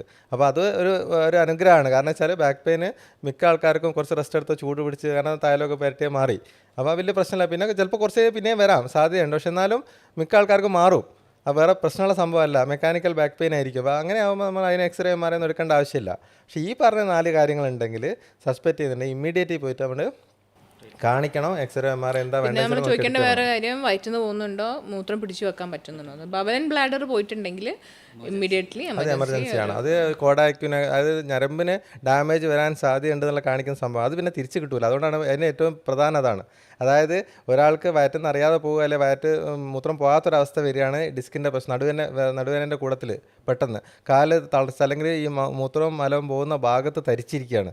അങ്ങനെ വരുന്ന ആൾക്കാർക്ക് ഭയങ്കര ഹൈ റിസ്ക് ആണ്. കാരണം വെച്ചാൽ അത് ഒരു 24 മണിക്കൂർ കഴിഞ്ഞാൽ പിന്നെ തിരിച്ച് കിട്ടില്ല. നമുക്കതിൻ്റെ ഉള്ളിൽ അത് റെഡിയാക്കണം. അപ്പോൾ ഡിസ്ക് തള്ളിയിട്ടാണ് സംഭവിച്ചതെങ്കിൽ, ഈ സംഭവം ഉണ്ടെങ്കിൽ, ഈ ഒരു ഹിസ്റ്ററി ഉണ്ടെങ്കിൽ ഇമ്മീഡിയറ്റ് ആയിട്ട് നമ്മൾ ഡിസ്ക് സർജറി ചെയ്ത് റെഡിയാക്കണം. നമ്മൾ കഴിയുന്ന ഡിസ്കിന് സർജറി ചെയ്യരുത്, നീട്ടി വെക്കണം എന്നാണ് പറയുന്നത്. ഈ ഒരു സംഭവം ഉണ്ടെങ്കിൽ നമ്മൾ 24 ഹവേഴ്സിനുള്ളിൽ ആ പേഷ്യൻറ്റിനെ സർജറി ചെയ്യണം. ഇല്ലെങ്കിൽ എന്താ പ്രശ്നം വെച്ചാൽ പിന്നെ കാലാകാലവും അയാൾക്ക് ആ മൂത്രം അറിയാതെ പോകുന്നൊരു പ്രശ്നം അല്ലെങ്കിൽ വയറ്റുന്ന പോകാത്തൊരു പ്രശ്നം കാലാകാലം ഉണ്ടാവും. അതാണ് പ്രശ്നം. ഇനി സ്ഥിരമായിട്ട് ചില ആളുകൾ ഡ്രൈവേഴ്സൊക്കെ ഉണ്ട്, ഡിസ്ക് ബൾജുള്ള ലോറി ഡ്രൈവേഴ്സ്, ലോങ് റണ്ണ് പോകുന്ന ഓട്ടോ ഡ്രൈവേഴ്സ് ഉണ്ട്. അതേപോലെ ഇപ്പോഴത്തെ ന്യൂജൻ കുട്ടികൾ, ഡിസ്ക് ബൾജുള്ള 18-20 വയസ്സുള്ള കുട്ടികളൊക്കെ ഉണ്ട്. അവരുടെയൊക്കെ ബേജാർ എന്താണെന്ന് വെച്ചാൽ, ചില ആളുകൾക്ക് അവരുടെ ജീവിതമാണല്ലോ, ഡ്രൈവ് ചെയ്തിട്ടല്ലാണ്ട് ജീവിക്കാൻ പറ്റില്ല. ചില ആളുകൾക്ക് അവരുടെ ട്രിപ്പ്, ബൈക്ക് റൈഡ് കാര്യങ്ങളൊക്കെ ബുദ്ധിമുട്ടാണ്.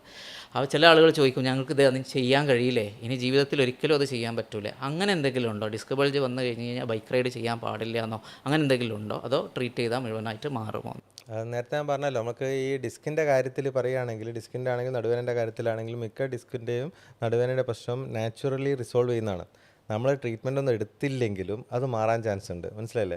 അപ്പോൾ ചില ആൾക്കാർ പറയും, ഞങ്ങൾ ഇതൊക്കെ എടുത്തു, ആദ്യം അലോപ്പതി കാണിച്ചപ്പോൾ അവർ സർജറി പറഞ്ഞു, അത് കഴിഞ്ഞിട്ട് ഞങ്ങൾ ഹോമിയോപ്പതി പോയി, അവിടെ നിന്നാണ് മാറിയത്. അതിനുശേഷം നോക്കുമ്പോൾ വലിയ കുഴപ്പമൊന്നുമില്ല. അപ്പോൾ ശരിക്കും പറഞ്ഞാൽ അവരുടെ ടൈമാണ്. ഇത് ട്രീറ്റ്മെൻറ്റ് എടുത്ത് തുടങ്ങി ഒരു 6 ആഴ്ച കഴിഞ്ഞപ്പോൾ അവർക്ക് തനിയെ മാറി. അപ്പോൾ അത് ഏത് ട്രീറ്റ്മെൻറ്റ് എടുത്തു എന്നുള്ളതിനെക്കാട്ടും പ്രധാനം ആ സമയം കൊണ്ട് അവർക്ക് നാച്ചുറലി റിസോൾവ് ആയതാണ്. അപ്പോൾ ആ നാച്ചുറൽ റിസൊല്യൂഷൻ നടുവിൻ്റെ കാര്യത്തിലും ഡിസ്കിൻ്റെ കാര്യത്തിലും ഭയങ്കര കോമൺ ആണ്. അപ്പോൾ അതുകൊണ്ട് തന്നെ നമ്മൾ ഈ ഒരിക്കലും ഡിസ്ക് തള്ളിയായിട്ട് നടുവേദന വന്നതുകൊണ്ട് എനിക്കിനി കാലാകാലം ഇതൊന്നും ചെയ്യാൻ പറ്റില്ല എന്നുള്ള ബേജാറാണ്ട് ആവശ്യമില്ല. അപ്പോൾ ചില കേസുകളുണ്ടാകും, ചിലപ്പോൾ കുറച്ച് കൂടുതൽ ഡിസ്ക് തള്ളി നല്ല ഞരമ്പ് കംപ്രഷൻ ഈ 6 ആഴ്ച കഴിഞ്ഞിട്ട് മാറാത്ത ആൾക്കാരുണ്ടാവും. അത്തരത്തിലുള്ള ആൾക്കാർക്ക് നമ്മൾ ട്രീറ്റ്മെൻറ്റ് എടുക്കണം. ആ ട്രീറ്റ്മെൻറ്റ് എടുത്ത് കഴിഞ്ഞിട്ട് പെയിന് മാറ്റി എന്നിട്ട് എന്ത് ചെയ്യണം, നമ്മൾ റീഹാബിലിറ്റേഷൻ, അതായത് എക്സസൈസും കാര്യങ്ങളൊക്കെ ചെയ്ത് ബാക്കിൻ്റെ സ്ട്രെങ്ത് ഒക്കെ കൂട്ടിക്കൊണ്ട് പിന്നെ നമുക്ക് നാച്ചുറലി ഗ്രാജുവലി എന്ത് ചെയ്യാൻ പറ്റും, ഈ പഴയ ജോലികളിലെല്ലാം അത് ഒറ്റയടിക്കല്ല. നമ്മളിപ്പോൾ ഇന്നിപ്പോൾ ഒരു നടുവേദന വന്നു, നമുക്കൊരു ട്രീറ്റ്മെൻറ്റ്, ഒരു ഇഞ്ചക്ഷനോ അല്ലെങ്കിൽ ഒരു ട്രീറ്റ്മെൻറ്റ് എടുത്തു, അപ്പോൾ അതിനുശേഷം പിറ്റേന്ന് തന്നെ പോയിട്ട് വെയിറ്റ് എടുത്ത് പോക്കുക അല്ലെങ്കിൽ ഈ ബൈക്കിൽ ലോങ് റൈഡ് പോകുക, അത് സംഭവിക്കില്ല. അതിന് പകരം നമ്മളതിന് ടൈം കൊടുക്കണം. ഒരു റിക്കവറിക്കുള്ള ഒരു പരിക്ക് മാറാനുള്ളൊരു ടൈം ശരീരത്തിന് കൊടുക്കുകയും പിന്നെ നമ്മളെ ബാക്കിൻ്റെ സ്ട്രെങ്ത് കൂട്ടാനുള്ള റീഹാബിലിറ്റേഷനും എക്സസൈസും ഒക്കെ ചെയ്ത് പിന്നെ നമ്മൾ ഗ്രാജുവലി എന്ത് ചെയ്യുക, നോർമൽ കാര്യങ്ങൾ സ്റ്റാർട്ട് ചെയ്യുക. അതിനുശേഷം ഹെവി ആയിട്ടുള്ള കാര്യങ്ങൾ, അതുപോലെ തന്നെ ഡ്രൈവിങ്ങും കാര്യങ്ങളും ലോങ് ഡ്രൈവിങ്ങും ഒക്കെ സ്റ്റാർട്ട് ചെയ്യാൻ പറ്റുന്ന ഒരു അവസ്ഥയിലേക്ക് വരും. ഒരു ടൈം എടുത്ത് മെല്ലെ മെല്ലെ ഗ്രാജുവലി നമുക്ക് തിരിച്ച് നോർമൽ ലൈഫിലേക്ക് തന്നെ റിട്ടേൺ ചെയ്യാൻ പറ്റും. ഈ പറഞ്ഞ ഒരു ചോദ്യത്തിലുള്ളൊരു പേഷ്യൻ്റ് വന്നിരുന്നു. അതായത് 4 കൊല്ലം മുന്നെയാണ് ഡോക്ടർ ഡിസ്ക് ബൾജ് ഉണ്ട്, കുനിയരുത് എന്നൊക്കെ പറഞ്ഞത്. അവർ ഇന്നേ വരെ താഴെ കിടന്നൊരു പെന്ന് പോലും എടുത്തിട്ടില്ല. അപ്പൊ അത്രയും തീരെ വളയ്ക്കരുത്, തീരെ അങ്ങനെ അല്ല. അതിന്റെ ഒരു പീരീഡ് ഉണ്ട്. ആ പീരീഡ് കഴിയുന്നവരെ നമ്മൾ ആ ഡിസ്കിന്റെ പ്രഷർ കൂട്ടുന്ന കാര്യങ്ങളൊന്നും ചെയ്യരുത്. പലപ്പോഴും ഡോക്ടർമാരുടെ അടുത്തും ഒരു തെറ്റ് പറ്റാറ് മുന്നോട്ട് കുനിയാൻ പാടില്ല. ആ ഒരു ഒറ്റ സെന്റൻസ് ആണ്. അപ്പോൾ ആ പേഷ്യന്റ് മനസ്സിലാക്കുന്ന വെച്ചാൽ ഇനി കാലാകാലത്ത് മുന്നോട്ട് വളയാൻ പാടില്ല, നിസ്കാരം നിർത്തി ചെയറിലേക്കാക്കും. അതുപോലെ തന്നെ ഒരു കുഴപ്പമില്ലാത്ത ആൾക്കാർ ഇരുന്ന് നിസ്കരിക്കാൻ തുടങ്ങും, പിന്നെ മുട്ടിനും പ്രശ്നം. ശരിക്കും നമുക്ക് ആ മസിൽസൊക്കെ പിന്നെ വീക്കാവുകയും അല്ലെങ്കിൽ അതിൻ്റെ സ്പാസം വരികയൊക്കെ ചെയ്യുകയാണ് ചെയ്യുക. അപ്പോൾ ബേസിക്കലി കുറച്ച് കഴിഞ്ഞ് തുടക്കത്തിലുള്ള ഒരു റെസ്റ്റ് കൊടുത്ത് പിന്നെ കഴിയുന്നത് നമ്മൾ നോർമൽ ആക്ടിവിറ്റീസിലേക്ക് ഗ്രാജുവലി തിരിച്ച് കയറുക എന്നുള്ളതാണ്. അപ്പോൾ മുന്നോട്ട് കുറച്ചൊന്ന് വളഞ്ഞുകൊണ്ട് ഡിസ്ക് തള്ളി പുറകോട്ട് പോകുന്നില്ല. അതാണ് ഒരു പലപ്പോഴുള്ള പ്രശ്നം. ഒരു നോർമൽ ഒരു ഡിസ്ക് വളി തുടക്കത്തിൽ ആദ്യമായിട്ട് കേട്ട ഒരാൾക്കുള്ള പ്രശ്നം എന്ന് വെച്ചാൽ, പലപ്പോൾ എനിക്ക് പണ്ട് തോന്നിയൊരു കാര്യം, ഈ ഇതിലൊക്കെ വരുന്നതിന് മുന്നേ ഉള്ള കാര്യം എന്ന് വെച്ചാൽ, ഡിസ്ക് തള്ളി എന്ന് പറഞ്ഞു കഴിഞ്ഞാൽ ഇപ്പം അങ്ങ് തെറ്റിപ്പോകും, നമ്മൾ കുനിയുമ്പോഴേക്ക് അങ്ങ് തെറ്റിപ്പോകുന്നൊരു സാധനമാണ്. അങ്ങനത്തെ ഒരു തെറ്റിദ്ധാരണ എല്ലാവർക്കും ഉണ്ട്. നമ്മളിപ്പോൾ ഒന്ന് കുനിയുമ്പോഴേക്ക് ഡിസ്ക് തെറ്റി അങ്ങ് പോവുകയാണ്, തെറിച്ച് പോവുക, അങ്ങനത്തെ സംഭവമൊന്നുമില്ല. ഡിസ്ക് നല്ലപോലെ സ്ട്രക്ചേർഡ് ആയിട്ട് ചുറ്റും നമുക്ക് മസിൽസും പേശികളും ജോയിൻസ് എല്ലാം ഉണ്ട് അതിന് സപ്പോർട്ടായിട്ട്. അത് വളരെ ഉള്ളിലുള്ള സാധനമാണ്. അപ്പോൾ അത് ജസ്റ്റ് ഒന്ന് കുനിഞ്ഞുകൊണ്ട് അങ്ങ് തെറ്റിപ്പോകുന്നില്ല. ഡിസ്ക് ബൾജുള്ള ആൾക്കാർക്ക് മുന്നോട്ട് വളയുമ്പോൾ ഡിസ്കിൻ്റെ ഉള്ളിലുള്ള പ്രഷർ കൂടുന്നതുകൊണ്ടാണ് വേദന കൂടുന്നത്. അത്രയേ ഉള്ളൂ. അല്ലാതെ നമ്മൾ മുന്നോട്ട് കുനിയുമ്പോഴേക്ക് ഡിസ്ക് പുറകോട്ട് നീങ്ങി പോകുന്ന ആ രീതിയിലുള്ള ഒരു തെറ്റിദ്ധാരണ. പക്ഷേ ഈ എക്സസൈസ്, നടുവിൻ്റെ എക്സസൈസ് മുഴുവൻ മുന്നോട്ട് കുഞ്ഞിട്ടും ബാക്കോട്ടേക്ക് എക്സ്റ്റൻഷനാണ് വരുന്നത്. എന്നാൽ മാത്രമേ അതിൻ്റെ ചുറ്റുള്ള മസിൽസിലേക്ക് ബ്ലഡ് സപ്ലൈ എത്തുന്നു. ഡിസ്കിൻ്റെ ഉള്ളിൽ തന്നെ ബ്ലഡ് സപ്ലൈ എത്തണമെങ്കിൽ ഈ പറഞ്ഞ കുഞ്ഞിട്ടും ബാക്കോട്ടേക്ക് ആക്കുള്ള എക്സ്റ്റൻഷനോ എക്സസൈസുകളൊക്കെയാണ് അതിൻ്റെ ട്രീറ്റ്മെൻറ്റ് തന്നെ. അപ്പോൾ നമ്മൾ തുടക്കത്തിൽ നോർമൽ ആക്ടിവിറ്റീസ് നമ്മൾ മെയിൻറ്റെയിൻ ചെയ്തിട്ട് തന്നെ പോകുന്നതാണ് എപ്പോഴും. നോർമൽ ആക്ടിവിറ്റീസ്, നോർമൽ പൊസിഷൻസ് എല്ലാം മെയിൻറ്റെയിൻ ചെയ്യുക. അഗ്രസീവ് ആയിരുന്നു മാത്രം. അതായത് വലിയ കുറേ നേരം മുന്നോട്ട് കുമ്പിട്ട് നിന്നിട്ടുള്ള ജോലികൾ ഒരുപാട് നേരം ചെയ്യുക, അല്ലെങ്കിൽ വെയിറ്റ് എടുത്ത് വലിയ ഭാരമുള്ള സാധനം ഒന്നും ശ്രദ്ധിക്കാതെ എടുത്ത് പൊക്കുക, അങ്ങനെയൊക്കെ ചെയ്യുന്ന സമയത്ത് ആ പ്രശ്നം ഉണ്ടാക്കും. നോർമലിയുള്ള നിസ്കാരത്തിൽ ഇപ്പോൾ കുനിയുന്നത് പോലെ കുനിയുക, അല്ലെങ്കിൽ ജസ്റ്റ് താഴെ വീണ സാധനം കുനിഞ്ഞിട്ടെടുക്കുക, അങ്ങനത്തെ സംഭവങ്ങളൊന്നും. നിങ്ങൾ ചോദിച്ചതിൻ്റെ ഉത്തരം എന്താ വെച്ചാൽ, ഇപ്പം ഒരിക്കലും ഡിസ്ക് ബൾജ് വന്ന ഒരു 18 വയസ്സുള്ള 20 വയസ്സുള്ള ഒരു പയ്യനാണെങ്കിൽ അവൻ ആ സമയത്ത് റെസ്റ്റ് എടുക്കണം. പക്ഷേ നിർബന്ധമായിട്ടും ഒരു ഹാഫ് ആൻ അവർ എക്സസൈസോ അല്ലെങ്കിൽ സ്പൈൻ്റെ കാര്യങ്ങൾ അവർ ചെയ്തിരിക്കണം, അല്ലെങ്കിൽ ഇത് റിക്കറൻസ് വരാൻ സാധ്യതയുണ്ട്. അപ്പോൾ ഇത് ഫുൾ ടൈം ഒരു ബെഡ് റെസ്റ്റോ അല്ലെങ്കിൽ ആ ചെയ്യാൻ പാടില്ല എന്നുള്ള ഒരു ഇത് മാറ്റിയിട്ട് ഓട്ടോ ഡ്രൈവേഴ്സിനാണെങ്കിൽ അവരുടെ ജീവിതത്തിൻ്റെ ഭാഗമാണത്. അപ്പോൾ ഹൈ റിസ്ക് ആയിട്ട് വരുന്ന ഈ റോഡുകളൊക്കെ ഗട്ടറും ഇതൊക്കെ ഒഴിവാക്കിയിട്ട് അവരുടേതായ ഒരു സ്പീഡിൽ അവർ ശ്രദ്ധിച്ചുകൊണ്ട് പോവുകയാണെങ്കിൽ ഒരിക്കലും ഒരു ബേർഡൻ ആയിട്ട് അതുപോലെ തന്നെയാണ് നമ്മളെ കുനിയരുത് പറഞ്ഞ പോലെ തന്നെയാണ് ബെൽറ്റ് ഉപയോഗിക്കുന്ന കാര്യം. ചില ആൾക്കാർ ബെൽറ്റ് കൊടുക്കും, നല്ല നടുവേനുള്ള സമയത്ത് ബെൽറ്റ് ഉപയോഗിച്ചോളാൻ പറയും. അപ്പോൾ അത് ബെൽറ്റ് ഉപയോഗിക്കുമ്പോൾ സുഖം ഉണ്ടാവും. അപ്പോൾ എന്ത് ചെയ്യും, അത് സ്ഥിരമായിട്ട് അങ്ങ് ഉപയോഗിക്കും. പിന്നെ അങ്ങോട്ട് കാലാകാലം ബെൽറ്റ് കെട്ടി പണിയെടുക്കുക എന്നുള്ള രീതിയിലേക്ക് വരും. അത് എപ്പോഴും ശ്രദ്ധിക്കേണ്ട കാര്യമാണ്. അപ്പോൾ ബെൽറ്റ് ഉപയോഗിക്കാൻ പറയുന്നത് കുറച്ച് ദിവസത്തേക്കാണ്. ആ സിവിയർ പെയിനുള്ള സമയത്തേക്ക് തൽക്കാലം ഒന്ന് മസിൽസ് പാസ് ഒന്ന് കുറയാൻ വേണ്ടിയിട്ട് ഉപയോഗിക്കാൻ വേണ്ടി പറയുന്നതാണ്. അപ്പോൾ അത് നമ്മൾ സ്ഥിരമായിട്ട് ഉപയോഗിക്കുമ്പോൾ എന്താ പ്രശ്നം വെച്ചാൽ ആ മസിൽസ് പണിയെടുക്കില്ല. നമ്മൾ നട്ടെല്ലാം സപ്പോർട്ട് ചെയ്യേണ്ട മസിൽസ് പണിയെടുക്കുന്നതിന് പകരമാണ് ബെൽറ്റ് ഉപയോഗിക്കുന്നത്. അപ്പോൾ ആ മസിൽസ് എന്താവും, സ്ഥിരമായിട്ട് അതിൻ്റെ വീക്ക്നെസ് ശക്തി കുറഞ്ഞു വരും. ശരിക്കും നമുക്ക് എന്താ വേണ്ടത്, ഇത്തരത്തിലുള്ള ആൾക്കാർക്ക് മസിൽസിൻ്റെ സ്ട്രെങ്ത് കൂട്ടിക്കൊണ്ടുവരാൻ വേണ്ടത്. അപ്പോൾ ആ മസിൽ എടുക്കേണ്ട പണി ബെൽറ്റ് എടുക്കുന്നതുകൊണ്ട് അതിൻ്റെ വീക്ക്നെസ് കൂടുകയും അത് സ്ഥിരമായിട്ട് അവർക്ക് ഉള്ളിലുള്ള പ്രശ്നങ്ങൾ ശരിക്കും കൂടുകയാണ് ചെയ്യുക. ആ സപ്പോർട്ട് ഇല്ലാതാകുമ്പോൾ ശരിക്കും പറഞ്ഞാൽ ഉള്ളിലുള്ള അസുഖം എന്താണോ അത് കൂടി വരികയാണ് ചെയ്യുക. അപ്പോൾ ലോങ് ടേമിൽ ഒരിക്കലും യങ് ആയിട്ടുള്ള ആൾക്കാർ പ്രത്യേകിച്ചും ഈ ബെൽറ്റ് ഉപയോഗിക്കുന്നവർ, പ്രായമുള്ള 75 വയസ്സുള്ള ആൾക്കാർക്ക് സപ്പോർട്ട് ചെയ്യാണ്ട് ഉപയോഗിക്കുക, അതിന് വലിയ നമുക്കൊന്നും പറയാനില്ല. അല്ലെങ്കിൽ എല്ല് നീങ്ങിപ്പോയ ലിസ്റ്റസിസ് ഉള്ള ആൾക്കാർക്കൊന്നും സപ്പോർട്ട് ചെയ്യാൻ വേണ്ടി ഉപയോഗിക്കുന്നതിന് കുഴപ്പമില്ല. യങ് ആയിട്ടുള്ള ആൾക്കാർ ഡിസ്ക് ബൾജിനോ നടുവേദനയ്ക്ക് വേണ്ടിയിട്ട് ബെൽറ്റ് സ്ഥിരമായിട്ട് ഉപയോഗിക്കുന്നത് കഴിയുന്നതും ഒഴിവാക്കണം. പിന്നെ ചില ആളുകൾ ചോദിക്കുന്ന ഒരു ചോദ്യം, ഹൈറ്റ് കൂടുതലുണ്ടായാലും വെയിറ്റ് കൂടുതലുണ്ടായാലും ഡിസ്ക് ബൾജ് കൂടുതൽ ഉണ്ടാവാനുള്ള സാധ്യത ഉണ്ട്, അത് എത്രത്തോളം സത്യമാണ്? അതിൽ വെയ്റ്റിനൊരു എക്സ്പ്ലനേഷൻ ഉണ്ട്. കാരണം വെച്ചാൽ നമ്മൾ കുടവയറ് കൂടുമ്പോൾ അല്ല വയറിൻ്റെ ഒരു മുന്നോട്ടുള്ള ഇത് വിട്ട് കൂടുമ്പോൾ നമ്മൾ സ്വാഭാവികമായിട്ടും നമ്മളെ ഒരു സ്പൈനിലൊരു ലോഡോസിസ് വേണം. അതായത് കുറച്ചൊന്ന് ബാക്കിൽ ആ ഭാഗം കുറച്ച് മുന്നോട്ട് ബൾജ് ചെയ്ത് നിൽക്കണം. അപ്പോൾ ആ സ്പൈൻ നമ്മളെ നട്ടിലിനെ അതിൻ്റെ ചുറ്റുമുള്ള മസിൽസാണ് ഇതിനെ താങ്ങി നിർത്തുന്നത്. അപ്പോൾ ആ ഒരു ഗ്രാവിറ്റി, ലൈൻ ഓഫ് ഗ്രാവിറ്റി കുറച്ച് മാറുന്നുണ്ട്. അപ്പോൾ വയർ ചാടുമ്പോൾ ആ വയറിൻ്റെ വെയിറ്റും കൂടെ സ്പൈനിൽ ലോഡ് കൂടുകയാണ്. അപ്പം അത് റിസ്കിൻ്റെ ബൾജ് കൂട്ടുമെന്നല്ല, പക്ഷേ ആ ഒരു സ്പൈനിൻ്റെ സ്റ്റെബിലിറ്റീനെ കുറച്ച് ബാധിക്കും. അപ്പോൾ കൂടുതൽ സ്ട്രെയിൻ വരും, അതുകൊണ്ട് വേദന കൂടും. പിന്നെ ഹൈറ്റിൻ്റെതും എന്താണെന്ന് വെച്ചാൽ അവർ ആ ഹൈറ്റിന് അത്രയും വെർട്ടിബിൾ കോളത്തിൻ്റെ ഇതും നമ്മളെ ബോഡീൻ്റെ വെയിറ്റും ഒക്കെ കൂടുമ്പോൾ ഏറ്റവും അവസാനത്ത് അത് L4, 5 ആ സ്ഥലത്തുള്ള ഒരു സെൻറ്റർ ഓഫ് ഗ്രാവിറ്റീൻ്റെ കൂടുതലായിരിക്കും. അപ്പോൾ അവർക്ക് കൂടുതൽ ആ സാധ്യത ഉണ്ട്, എല്ലാവർക്കും വന്നോളന്നല്ല. നോർമലി അത് കർവും വ്യത്യാസം ഉണ്ടാവില്ല. നമ്മളിപ്പോൾ ഈ ഹൈറ്റ് കൂടിയ ആൾക്കാർ കുറച്ച് വളഞ്ഞിട്ടുണ്ടാവും, എപ്പോഴും ശ്രദ്ധിച്ചാൽ അറിയാം. നേരെ ഉള്ളതിനെ വരെ കൂടി കുറച്ചൊരു വളവുണ്ട്. അപ്പോൾ അതൊക്കെ നമുക്ക് ഈ സെൻറ്റർ ഓഫ് ഗ്രാവിറ്റിയും ആ ലൈൻ ഓഫ് ഗ്രാവിറ്റിയും ഒക്കെ ബാധിക്കും. അപ്പോൾ അത് ഓരോ ചില ഭാഗങ്ങളിൽ ഇപ്പോൾ പ്രഷർ കൂടുതലായിട്ട് വരിക, അത് നമുക്ക് ഈ പറഞ്ഞ പോലെ ബാക്ക് പെയിനും നെക്ക് പെയിനും ഒക്കെ ഉണ്ടാക്കാനുള്ള സാധ്യത കൂടുതൽ തന്നെയാണ്. ഇനി നമ്മളൊരു ഡിസ്ക് ബൾജ് അല്ലെങ്കിൽ ബാക്ക് പെയിൻ ആയിട്ട് ഒരു പേഷ്യൻ്റ് നമ്മളെടുത്ത് വരികയാണെങ്കിൽ നമ്മൾ എന്തൊക്കെ പ്രിലിമിനറി ടെസ്റ്റുകളാണ് ചെയ്യുക? സാറ് നേരത്തെ പറഞ്ഞു, ചില ആളുകൾ ആദ്യം എക്സ്റേയും CT ഒക്കെ എടുത്ത് MRI ഒക്കെ എടുത്തിട്ടാണ് വരിക എന്ന് പറഞ്ഞു. അപ്പോൾ നല്ലത് മിക്കവാറും ഒരു ഡോക്ടറെ കാണിച്ച് പരിശോധിച്ച് ടെസ്റ്റുകളൊക്കെ ചെയ്യുക എന്നുള്ളതായിരിക്കും നല്ലത്. കാരണം ക്ലിനിക്കൽ ഡിസിഷൻസ് സാറ് പറഞ്ഞ പോലെ മാറിപ്പോവും. അപ്പോൾ എന്തൊക്കെ പ്രാഥമിക ടെസ്റ്റുകളൊക്കെയാണ് സാറ് ചെയ്യാറ്? എങ്ങനെയാണ് അത് ഇവാലുവേറ്റ് ചെയ്യുന്നത്? അതിപ്പോൾ നമ്മൾ ബാക്ക് പെയിൻ ഉള്ള ആൾക്കാർക്ക് എപ്പോഴാണ് ഇപ്പോൾ എക്സ്റേ എടുക്കണോ MRI എടുക്കണോ, ഏതാണ് എടുക്കേണ്ടത്, എപ്പോൾ എടുക്കണം എന്നുള്ള ഈ ഒരു ചോദ്യമാണ് എപ്പോഴും സാധാരണ വരുന്നത്. ഞാൻ നേരത്തെ പറഞ്ഞ പോലെ ഒരു മെക്കാനിക്കൽ ബാക്ക് പെയിൻ ആണ്, നമുക്കൊരു റെഡ് ഫ്ലാഗ്സ് ആയിട്ടുള്ള ഒന്നുമില്ല.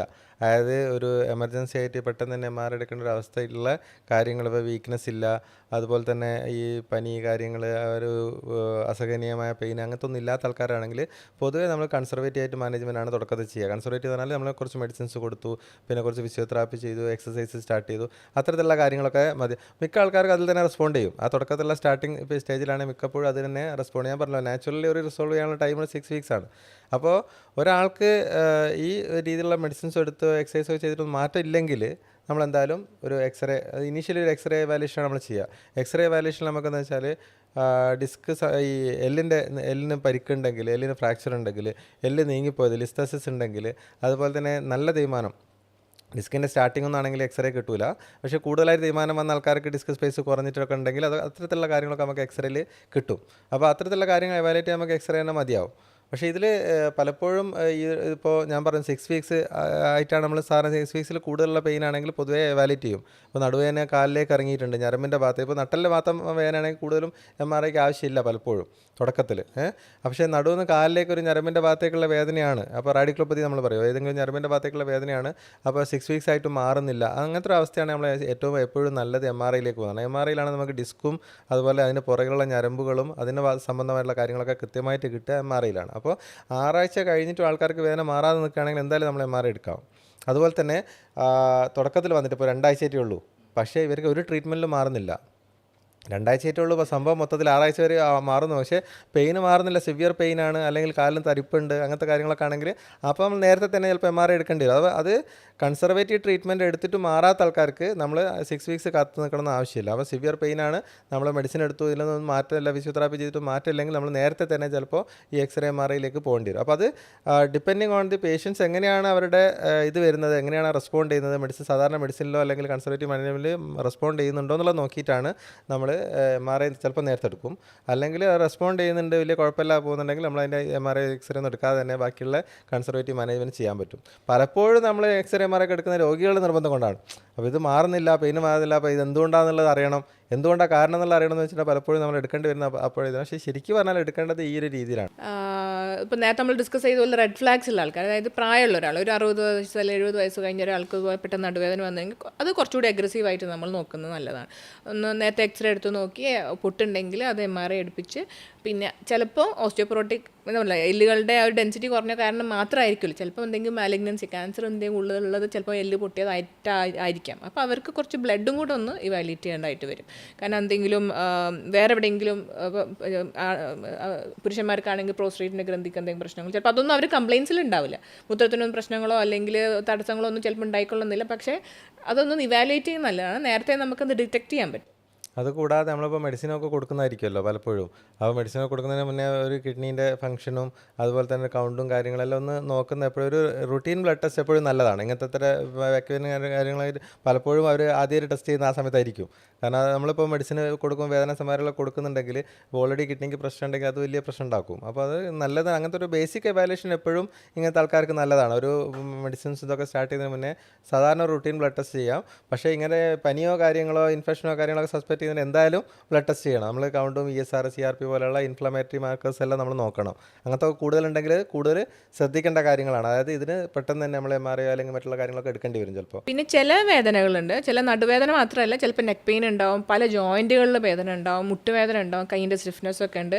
അങ്ങനെ ഒരാൾ നടുവേദന ആയിട്ട് വരികയാണെങ്കിൽ നമ്മൾ ഇപ്പോൾ ഇത്ര നേരം നമ്മൾ സംസാരിച്ചത് മെക്കാനിക്കൽ പെയിനാണ്, അതായത് കുറച്ച് ജോലിയൊക്കെ എടുക്കുമ്പോൾ ഉള്ള പെയിനാണ്. ഒരു ഇൻഫ്ലമേറ്ററി പെയിൻ ഉണ്ട്, അതായത് എവിടെയോ ഒരു നീർക്കെട്ടുണ്ട്, അതാണ് അവർക്ക് ഈ നടുവേദന ഉണ്ടാക്കുന്നത്. അപ്പോൾ നമ്മൾ ഈ വാദസംബന്ധമായ പ്രശ്നങ്ങളുണ്ടോ എന്നതും ഇവാലുവേറ്റ് ചെയ്യണം. പ്രത്യേകിച്ചും രാത്രി കൂടുതലായിട്ട്, രാത്രി തിരിഞ്ഞുമാനം കിടക്കുമ്പോൾ നല്ല പെയിന്, രാവിലെ എണീറ്റ് വരുമ്പോൾ നല്ല സ്റ്റിഫ്നെസ്, ബാക്ക് ഒരു അരമണിക്കൂറോളം അരമണിക്കൂർ കൂടുതൽ നമുക്ക് ബാക്കിന് സ്റ്റിഫ്നെസ് വരിക, അങ്ങനെയൊക്കെ വരുമ്പോൾ അതാണ് ഇൻഫ്ലമേറ്ററി ബാക്ക് പെയിൻ എന്ന് പറയുന്നത്. അങ്ങനത്തെ കേസിൽ നമ്മൾ കൂടുതൽ വാദസംബന്ധമായ ചില അസുഖങ്ങളുണ്ട്, നട്ടലിൽ നടുവേദന മാത്രമായിട്ട് പ്രസൻറ്റ് ചെയ്യുന്നത്, അതിലേക്ക് നമ്മൾ അപ്പോൾ ESR CRP പോലുള്ള കാര്യങ്ങൾ നോക്കിക്കഴിഞ്ഞാൽ നമുക്ക് അറിയാൻ പറ്റും. അങ്ങനെ ഇൻഫ്ലമേറ്ററി മാർക്കേഴ്സൊക്കെ കൂടുതലാണെങ്കിൽ അത് അവരെ സ്കിന്നിലൊക്കെ ചിലപ്പോൾ ചേഞ്ചസ് ആണ്, ചിലപ്പോൾ സൊറിയാറ്റിക് ആയിരിക്കാം, ചിലപ്പോൾ വേറെ എന്തെങ്കിലുമുള്ള ഈ ലൈക്കൻ പ്ലാനസോ അല്ലെങ്കിൽ സിസ്റ്റമിക് ലൂപ്പസ്, അതൊക്കെ ഒരുപാട് കോസുകളുണ്ട്. ചിലപ്പോൾ അവർക്കൊന്നും ഈ സ്കിന്നിൻ്റെ ഇതിനെ കാണിച്ചുകൊണ്ടിരിക്കുന്നുണ്ടാവും, പക്ഷേ ബാക്ക് പെയിൻ അവർ മൈൻഡ് ചെയ്തിട്ടുണ്ടാവില്ല. പെട്ടെന്നൊരു ദിവസം ബാക്ക് പെയിൻ കൂടി, അപ്പോഴായിരിക്കും നമ്മൾ എല്ലാം കണക്ഷൻ ഉണ്ടാവാം. അപ്പോൾ അതൊന്നും ബ്ലഡ് ഇവാലുവേറ്റ് ചെയ്താൽ മാത്രമേ നമുക്ക് മനസ്സിലാവുകയുള്ളൂ. ഇനി മെഡിസിൻസും ഫിസിയോതെറാപ്പിയും അല്ലാതെ സർജറി കൂടാതെയുള്ള ചികിത്സാ രീതികളെ പറ്റിയിട്ട് നമുക്കൊന്ന്. അപ്പോൾ അതിൽ നമുക്ക് നേരത്തെ പറഞ്ഞത് ആദ്യം നമ്മൾ കണ്ടുപിടിക്കേണ്ടത് പെയിൻ ജനറേറ്ററാണ്. നമ്മൾ നേരത്തെ തുടക്കത്തിൽ പറഞ്ഞൊരു കാര്യമുണ്ടല്ലോ, അതായത് നടുവേദന വരാനുള്ള കാരണം നമുക്ക് ഡിസ്ക് ആണോ, ജോയിൻ്റ് ആണോ, നെർവാണോ, എന്താണ് ഇതിൽ പെയിൻ ഉണ്ടാക്കുന്നുള്ളത് ആദ്യം കണ്ടുപിടിക്കണം. അതിനനുസരിച്ചാണ് ട്രീറ്റ്മെൻറ്റ് വരുന്നത്. ബാക്ക് പെയിനിൽ ഇപ്പോൾ ഞാൻ പറഞ്ഞാൽ കോമൺ ആയിട്ട് വരുന്ന ഡിസ്ക് തന്നെയാണ്, ഡിസ്ക് റിലേറ്റഡ് പെയിൻ ആണ്. അപ്പോൾ ഡിസ്ക് ഹെർണിയേറ്റഡ് ഡിസ്ക് ആണെങ്കിൽ, ഹെർണിയേറ്റഡ് ഡിസ്കിനെ ഡിസ്ക് പുറകോട്ട് തള്ളി ഒരു നെർവ് കംപ്രസ് ആയിട്ട് നമ്മൾ കാലിലേക്ക് റാഡിക്കുലോപ്പതി ആയിട്ട് വരികയാണ്. അപ്പോൾ ഒരു അക്യൂട്ടായിട്ട് ഒരു ലാസ്റ്റ് 2-3 വീക്സ് അല്ലെങ്കിൽ 4 വീക്സ് ആയിട്ട് സിവിയർ പെയിൻ ആയിട്ട് വരുന്ന ആൾക്കാരാണെങ്കിൽ അപ്പോൾ അതൊരു അക്യൂട്ട് റാഡിക്കുലോപ്പതി നമുക്ക് പറയാം. അതൊരു ഞരമ്പിൻ്റെ ഭാഗത്തേക്കുള്ള പെയിൻ ബിക്കോസ് ഓഫ് ഡിസ്ക് തള്ളിയതുകൊണ്ട് വരുന്ന പെയിൻ. അപ്പോൾ അങ്ങനത്തെയുള്ള കാര്യങ്ങൾ ഏറ്റവും ബെസ്റ്റ് എന്ന് പറഞ്ഞാൽ നമുക്ക് പെർക്യൂട്ടൈനസ് ആയിട്ട്, അതായത് എക്സ്റേ ഗൈഡൻസിൽ ആ ഏത് നെർവാണോ ഇൻഫ്ലെയിംഡ് ആയിട്ടുള്ള, ബേസിക്കലി പെയിൻ ഉണ്ടാക്കുന്നത് നെർവ് കംപ്രഷൻ കാരണമല്ല, അതിനേക്കാൾ കൂടുതൽ ഡിസ്കിൻ്റെ ഉള്ളിലുള്ള മെറ്റീരിയൽസ് ഉണ്ടല്ലോ അത് പുറത്തോട്ട് ഇറങ്ങിയത് കൊണ്ട് അത് നെർവിന് ചുറ്റും നീർക്കെട്ടുണ്ടാക്കുന്നതാണ്, നമ്മൾ ഇൻഫ്ലമേഷൻ എന്ന് പറയും. അപ്പോൾ ആ നെർവിന് ചുറ്റുമുള്ള ഇൻഫ്ലമേഷനാണ് ബേസിക്കലി അതിൽ പെയിൻ ഉണ്ടാക്കുന്നത്. അപ്പോൾ നമുക്കത് ന്യൂറൈറ്റിസ് എന്ന് പറയും, അത് ഞരമ്പിൻ്റെ പെയിനാണ്, ഇൻഫ്ലമേഷൻ കാരണമുള്ള പെയിനാണ്. അപ്പോൾ നമ്മൾ എക്സ്റേ ഗൈഡൻസിൽ നമുക്ക് നേരിട്ട് ആ ഡിസ്കിൻ്റെ ഞരമ്പ് ഏതാണോ നെർവ് കണ്ടുപിടിച്ച് അവിടെ തന്നെ നമുക്ക് റൂട്ട് ബ്ലോക്ക് കൊടുക്കാൻ പറ്റും. അപ്പോൾ ആ റൂട്ടിലേക്ക് നമുക്ക് മെഡിസിൻ കൊടുക്കുമ്പോൾ ആൻറ്റി ഇൻഫ്ലമേറ്ററി മെഡിസിൻ, അതായത് സ്റ്റിറോയിഡ്സ് അടങ്ങിയ മെഡിസിൻ ആയിരിക്കും പലപ്പോഴും ഇനീഷ്യൽ സ്റ്റേജിൽ അക്യൂട്ട് റാഡിക്കുലോപ്പതിക്ക് ഏറ്റവും ബെസ്റ്റ് അതായിരിക്കും. അപ്പോൾ അത് കൊടുക്കുന്ന സമയത്ത് അവിടെയുള്ള ഇൻഫ്ലമേഷൻ വലിഞ്ഞു പോവുകയോ രക്തോട്ടം മെച്ചപ്പെടുകയോ അതുപോലെ പെയിന് മാറുകയും ചെയ്യും. അപ്പോൾ അത്തരത്തിലുള്ള രോഗികൾ പെട്ടെന്ന് തന്നെ വേദന കുറച്ചിട്ട് നമുക്ക് എന്ത് ചെയ്യാൻ പറ്റും, റീഹാബിലിറ്റേഷൻ, അതായത് എക്സസൈസും കാര്യങ്ങളൊക്കെ ചെയ്യാൻ, നേരത്തെ പറഞ്ഞാൽ ബാക്കിൻ്റെ സ്ട്രെങ്ത് കൂട്ടാനുള്ള കാര്യങ്ങളിലേക്ക് പോകാൻ പറ്റും. അപ്പോൾ അത് കുറച്ചുകൂടി പെട്ടെന്ന് തന്നെ ഒരു ഏർലി റിക്കവറി ഉണ്ടാക്കുന്ന രീതിയിലുള്ളൊരു ട്രീറ്റ്മെൻറ്റാണ്. പിന്നെ ഉള്ളത് കുറച്ച് കാലങ്ങൾ കൂടുതൽ, അതായത് ഇപ്പോൾ കുറേ മാസങ്ങളായി പെയിൻ ഉണ്ട്, അപ്പോൾ ഹെർണിയേറ്റഡ് ഡിസ്ക്കാണ്.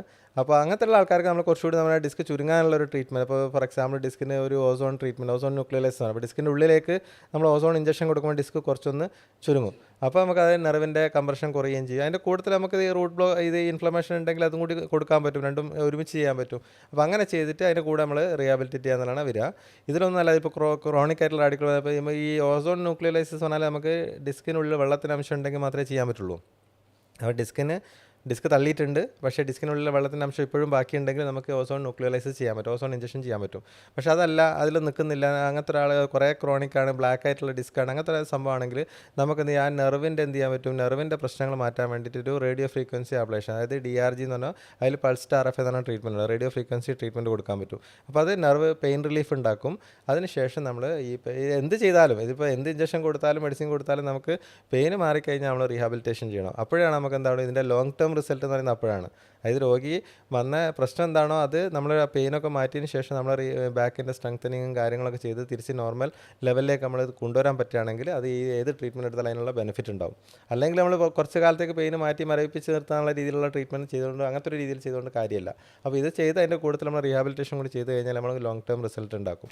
ഇതൊക്കെയാണ് ഡോക്ടർ പറഞ്ഞ പോലെ സർജറി അല്ലാതുള്ള ഓപ്ഷൻസ്. പെയിൻ ജനറേറ്റേഴ്സ് പറഞ്ഞല്ലോ, ഇപ്പം ഡിസ്ക് സംബന്ധമായ പ്രശ്നങ്ങളൊക്കെ ഇപ്പം ഡോക്ടർ പറഞ്ഞു. പിന്നെ മറ്റുള്ള പെയിൻ ജനറേറ്റേഴ്സ് ഉണ്ട്, അതായത് മസിലുണ്ട്, അതായത് രണ്ട് എല്ലുകൾക്കിടയിലുള്ള ഫാസറ്റ് ജോയിൻറ്റുകളുണ്ട്, SI ജോയിൻ്റ് ഉണ്ട്. അപ്പോൾ അതിനും സാധാരണഗതിയിൽ ഫിസിയോതെറാപ്പിയിൽ മാത്രം ഒതുങ്ങുന്ന സംഭവമല്ല, അത് ഫിസിയോതെറാപ്പിയാണ് ചെയ്യേണ്ടത് തുടക്കത്തിൽ. പക്ഷേ അത് കഴിഞ്ഞിട്ടും പെയിൻ ഉണ്ടെങ്കിൽ ഈ മയോഫേഷ്യൽ പെയിൻ എന്ന് പറയുന്നത് മസിൽസിൽ നിന്നുണ്ടാവുന്ന പെയിൻ. അപ്പം അതിൽ നമ്മൾ ബേസിക്കലി ചെയ്യേണ്ടത് ആ മസിൽസിൻ്റെ ഉള്ളിലുള്ള ട്രിഗർ പോയിൻറ്റ്സ് ഉണ്ടാവും, ആ ട്രിഗർ പോയിൻറ്റ്സിനെ ബ്രേക്ക് ചെയ്യുക എന്നുള്ളതാണ്. ഒരുപാട് കാലം കിട്ടി നിൽക്കുന്ന ഒരു ബാൻഡാണ് അത്. പ്രത്യേകിച്ച് ഓക്സിജൻ സപ്ലൈ ഒക്കെ കുറഞ്ഞു പോയ ആ ബാൻഡിനെ നമ്മൾ അൾട്രാസൗണ്ട് ഗൈഡൻസിൽ അവിടെ ചെറിയ നീഡിൽ പ്ലേസ് ചെയ്തിട്ട് ബ്രേക്ക് ചെയ്യുന്നു. അപ്പോൾ ആ സ്പാസ് ഒരു പിടുത്തം ഉണ്ടാവും. ചില ആൾക്കാർക്ക് കുഞ്ഞത്തിന് എഴുന്നേൽക്കുമ്പോൾ ഒരു പിടുത്തം, രാവിലെ നീറ്റ് വരുമ്പോൾ തന്നെ കിടന്നിടത്ത് ചെരിയാൻ തന്നെ ബുദ്ധിമുട്ടുകൾ, കുറേ നേരം ഇരുന്ന് കഴിഞ്ഞ് നീക്കുമ്പോൾ ബുദ്ധിമുട്ടുകൾ. അപ്പോൾ അതൊക്കെ കൂടുതലും ചിലപ്പോൾ ഈ മസിൽസിൻ്റെ പിടുത്തം കൊണ്ടായിരിക്കും, സ്പാസം കൊണ്ടായിരിക്കും. അപ്പോൾ അതൊക്കെ ഈ ഡ്രൈ നീഡ്ലിംഗ് സെഷൻസിലൂടെ വ്യത്യാസം വരാൻ പറ്റും. അതുപോലെ തന്നെ ഈ ഫാസറ്റ് ജോയിൻ്റ് ഉണ്ട്, അതായത് രണ്ട് നട്ടെല്ലിനെ ബന്ധിപ്പിക്കുന്ന ജോയിൻറ്റുകൾ കൂടുതലും കുറച്ച് പ്രായമുള്ള ആൾക്കാർക്കാണ് കൂടുതൽ വരുന്നത്. അതിൻ്റെ ഫാസറ്റ് ജോയിൻറ്റിനുള്ളിലേക്ക് കൊടുക്കാൻ പറ്റുന്ന ഇഞ്ചെക്ഷൻസ്, അതുപോലെ ഫാസറ്റ് ജോയിൻറ്റിനെ സപ്ലൈ ചെയ്യുന്ന നാഡികളുടെ മീഡിയൻ ബ്രാഞ്ച് ബ്ലോക്കുകളുണ്ട്. അപ്പം അത് ഓരോ പേഷ്യൻ്റിൻ്റെയും പെയിൻ്റെ ജനറേറ്റർ കണ്ടിട്ടാണ്, അതായത് എവിടെ നിന്നാണ് ഈ വേദന വരുന്നതെന്ന് കണ്ടുപിടിച്ചിട്ട് നമ്മൾ ട്രീറ്റ്മെൻറ്റ്. അല്ല, ഒരു പ്രധാനപ്പെട്ട ഒരു ഘടകം. അതായത് പെയിൻ ജനറേറ്റർ എവിടെയാണെന്ന് കണ്ടുപിടിക്കുക എന്നുള്ളത് അതും അത്ര എളുപ്പമുള്ള കാര്യമല്ല. പലപ്പോഴും നമ്മൾ ചില കേസുകളിൽ നിന്ന് ഡയറക്റ്റ് പെട്ടെന്ന് മനസ്സിലാകുന്നുണ്ടാവും. പേഷ്യൻറ്റിനെ കണ്ട് ഹിസ്റ്ററി എടുത്ത് അല്ലെങ്കിൽ എക്സ്റേ MRI ഒക്കെ വെച്ചിട്ട് നമുക്ക് പറയാൻ പറ്റും. ചില കേസുകളിൽ നമുക്ക് ഇതിലൊന്നും കിട്ടില്ല. കാരണം വെച്ചാൽ ഇപ്പോൾ ഫാസറ്റിൻ്റെ പെയിൻ ആണെങ്കിലും അല്ലെങ്കിൽ SI ജോയിൻ്റെ പെയിൻ ആണെങ്കിലും എക്സ്റേയിൽ MRI ഒന്നും കാണാനുണ്ടാവില്ല. ആളെ പരിശോധിക്കുമ്പോൾ നമുക്ക് സംശയം ഇതാണെന്നുള്ള സംശയമുണ്ട്. അപ്പോൾ ഇത് കൺഫേം ചെയ്യാനൊരു വഴി വേണമല്ലോ. MRI നോർമലായിരിക്കും. ഈ ഫാസറ്റിൻ്റെ പെയിനും SI ജോയിൻ്റെ പെയിനും മിക്ക MRI റിപ്പോർട്ട്സിലും നോർമലായിരിക്കും. അപ്പോൾ നമ്മൾ പലപ്പോഴും അതിന് ഡയഗ്നോസ്റ്റിക് ബ്ലോക്ക്, നമ്മളെ കയ്യിലുള്ള ഒരു എക്സ്ട്രാ ഉള്ള ഒരു ആയുധം അതാണ്, അതായത് ഡയഗ്നോസ്റ്റിക് ബ്ലോക്ക് എന്ന് പറയും. അതായത് നമുക്ക് എവിടെയാണോ സംശയം, നമ്മൾ വിചാരിക്കണം L3 L4 ഫാസറ്റാണ് നമുക്ക് ഇയാൾക്ക് പെയിൻ ഉണ്ടാക്കുന്നത് നമുക്ക് തോന്നുകയാണെങ്കിൽ അവിടെ നമുക്ക് നേരിട്ട് എക്സ്റേ ഗൈഡൻസിൽ ഒരു ലോക്കൽ അനസ്തെറ്റിക്, അതായത് തരിപ്പിക്കുന്ന മരുന്ന് കൊടുക്കുക.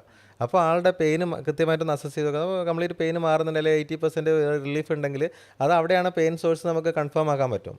അതിനുശേഷം അവിടെ അത് പെയിന് ലോങ് ടേം ആയിട്ട് മാറ്റുന്ന രീതിയിലുള്ള റേഡിയോ ഫ്രീക്വൻസി ട്രീറ്റ്മെൻറ്റ് പോലെ എന്തെങ്കിലും ട്രീറ്റ്മെൻറ്റ്. അപ്പോൾ എപ്പോഴും നമ്മളെ കയ്യിൽ ഇപ്പോൾ പെയിൻ മെഡിസിൻ എന്ന് പറഞ്ഞാൽ സ്പെഷ്യാലിറ്റിയിൽ തന്നെ ഏറ്റവും പ്രധാനമായിട്ട് പറയുകയാണെങ്കിൽ നമുക്ക് ഈ ഒരു ഡയഗ്നോസ്റ്റിക് ബ്ലോക്ക് നമ്മുടെ കയ്യിലുള്ള ഒരു എക്സ്ട്രാ ഉള്ള ഒരു ആയുധമാണ്. അതായത് മറ്റുള്ള ടെസ്റ്റുകളിൽ കിട്ടാത്ത പല പെയിനിൻ്റെ സോഴ്സും നമുക്ക് ഡയഗ്നോസ്റ്റിക് ബ്ലോക്ക് വെച്ച് കണ്ടുപിടിക്കാനും അതിന് ടാർഗറ്റഡ് ആയിട്ടുള്ള ട്രീറ്റ്മെൻറ്റ് കൊടുക്കാനും പറ്റും. അതാണ് ഒരു അഡ്വാൻറ്റേജ് വരുന്നത്.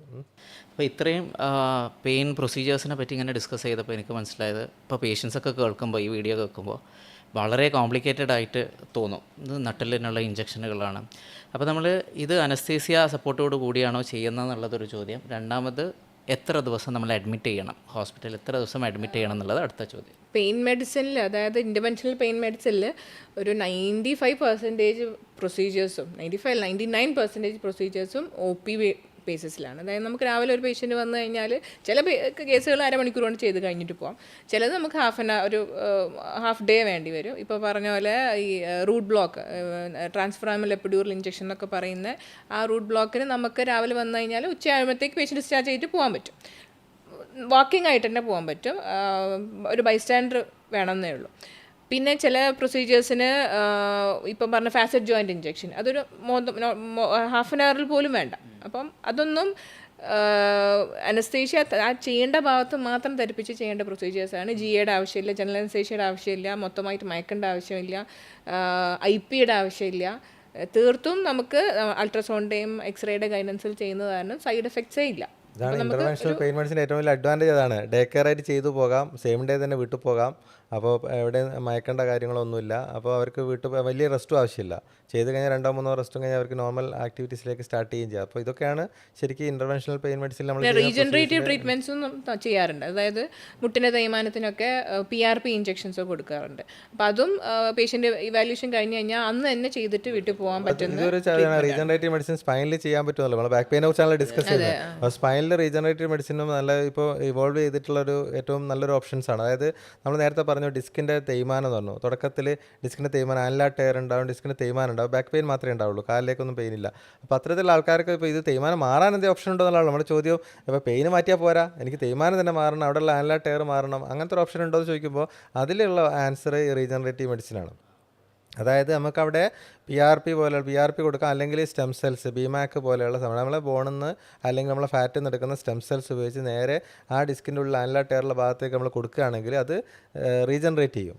അപ്പോൾ അങ്ങനെ ഒരു ഓപ്ഷൻ ഉണ്ട് എപ്പോഴും. അപ്പോൾ അതെങ്ങനെയാണെന്ന് വെച്ചാൽ അപ്പോൾ ഏത് ഡിസ്ക് ആണെന്ന് ആദ്യം അറിയണം. അപ്പോൾ എവിടെയാണ് പെയിൻ ഉള്ളത് നമ്മൾ ആ ഡിസ്കിൻ്റെ ഉള്ളിലേക്ക് ആദ്യം ഒരു ഇഞ്ചക്ഷൻ കൊടുക്കും, നേരത്തെ പറഞ്ഞ ഡയഗ്നോസ്റ്റിക് ബ്ലോക്ക് പോലെ. അപ്പോൾ അത് കൊടുത്തിട്ട് അവർക്ക് പെയിൻ കംപ്ലീറ്റ് മാറുന്നുണ്ടെങ്കിൽ ആ ഡിസ്ക് തന്നെയാണെന്ന് കൺഫേം ആയി. അപ്പോൾ എന്നിട്ട് നമ്മൾ എന്ത് ചെയ്യണം, അവർക്ക് ഈ ഒരു റീജനറേറ്റീവ് ട്രീറ്റ്മെൻറ്റ് ആ ഡിസ്കിലേക്ക് കൊടുക്കുകയാണെങ്കിൽ അത് ബേസിക്കലി അവിടെയുള്ള ഒരു റൂട്ട് കോസ്, അതായത് നമ്മൾ ആ ഒരു എന്താണോ അത് ഒറിജിനേറ്റ് ചെയ്യുന്ന തേയ്മാനം അത് നമുക്ക് എന്താ ചെയ്യും, റിസോൾവ് ചെയ്ത് കിട്ടും, റീജനറേറ്റ് ചെയ്ത് കിട്ടും. അത് അങ്ങനെ ഒരു ഓപ്ഷൻ എപ്പോഴും ബാക്ക് പെയിനും കൂടി ഉണ്ട്. അപ്പോൾ അത് അഡ്വാൻസ്ഡ് ആണ്, ലേറ്റസ്റ്റ് വേർഷൻസ് ചെയ്യുന്നത്. അപ്പോൾ അതുകൊണ്ട് തന്നെ പലപ്പോഴും ആരും കേൾവി ഉണ്ടാവില്ല. പക്ഷേ നമ്മൾ വെസ്റ്റേൺ കൺട്രീസിലൊക്കെ ഇപ്പോൾ നല്ലപോലെ റീജനറേറ്റീവ് മെഡിസിൻ ബാക്ക് പെയിനിൽ വന്നുകൊണ്ടിരിക്കുന്നത്. അതായത് ഈ പറഞ്ഞ സംഭവങ്ങൾ സ്റ്റെം സെൽസും അതുപോലെ തന്നെ PRP നമുക്ക് ഈ റീജനറേറ്റ് ചെയ്യാൻ വേണ്ടി ഉപയോഗിക്കാൻ പറ്റും. ഇനി അടുത്തത്, ഏതൊരു സർജറി ആണെങ്കിലും നമ്മൾ ഹാർട്ട് സംബന്ധമായ അസുഖങ്ങൾക്ക് മരുന്ന് കഴിക്കുന്ന ആൻറ്റി പ്ലേറ്റ്ലെറ്റ് മരുന്നുകൾ, ആസ്പിരിന്, ക്ലോപ്പിലെറ്റ് ഒക്കെ 3 മുതൽ 5 ദിവസം വരെ സ്റ്റോപ്പ് ചെയ്തിട്ടാണ് നമ്മൾ സാധാരണ ചെയ്യുക. അപ്പോൾ ഇതിലും ഈ ഡേ കെയർ പ്രൊസീജിയറിനും ആസ്പിരിനൊക്കെ സ്റ്റോപ്പ് ചെയ്യേണ്ടതുണ്ടോ, ക്ലോപ്പിഡോഗ്രൽ സ്റ്റോപ്പ് ചെയ്യേണ്ടതുണ്ടോ? എല്ലാത്തിലും വേണ്ട.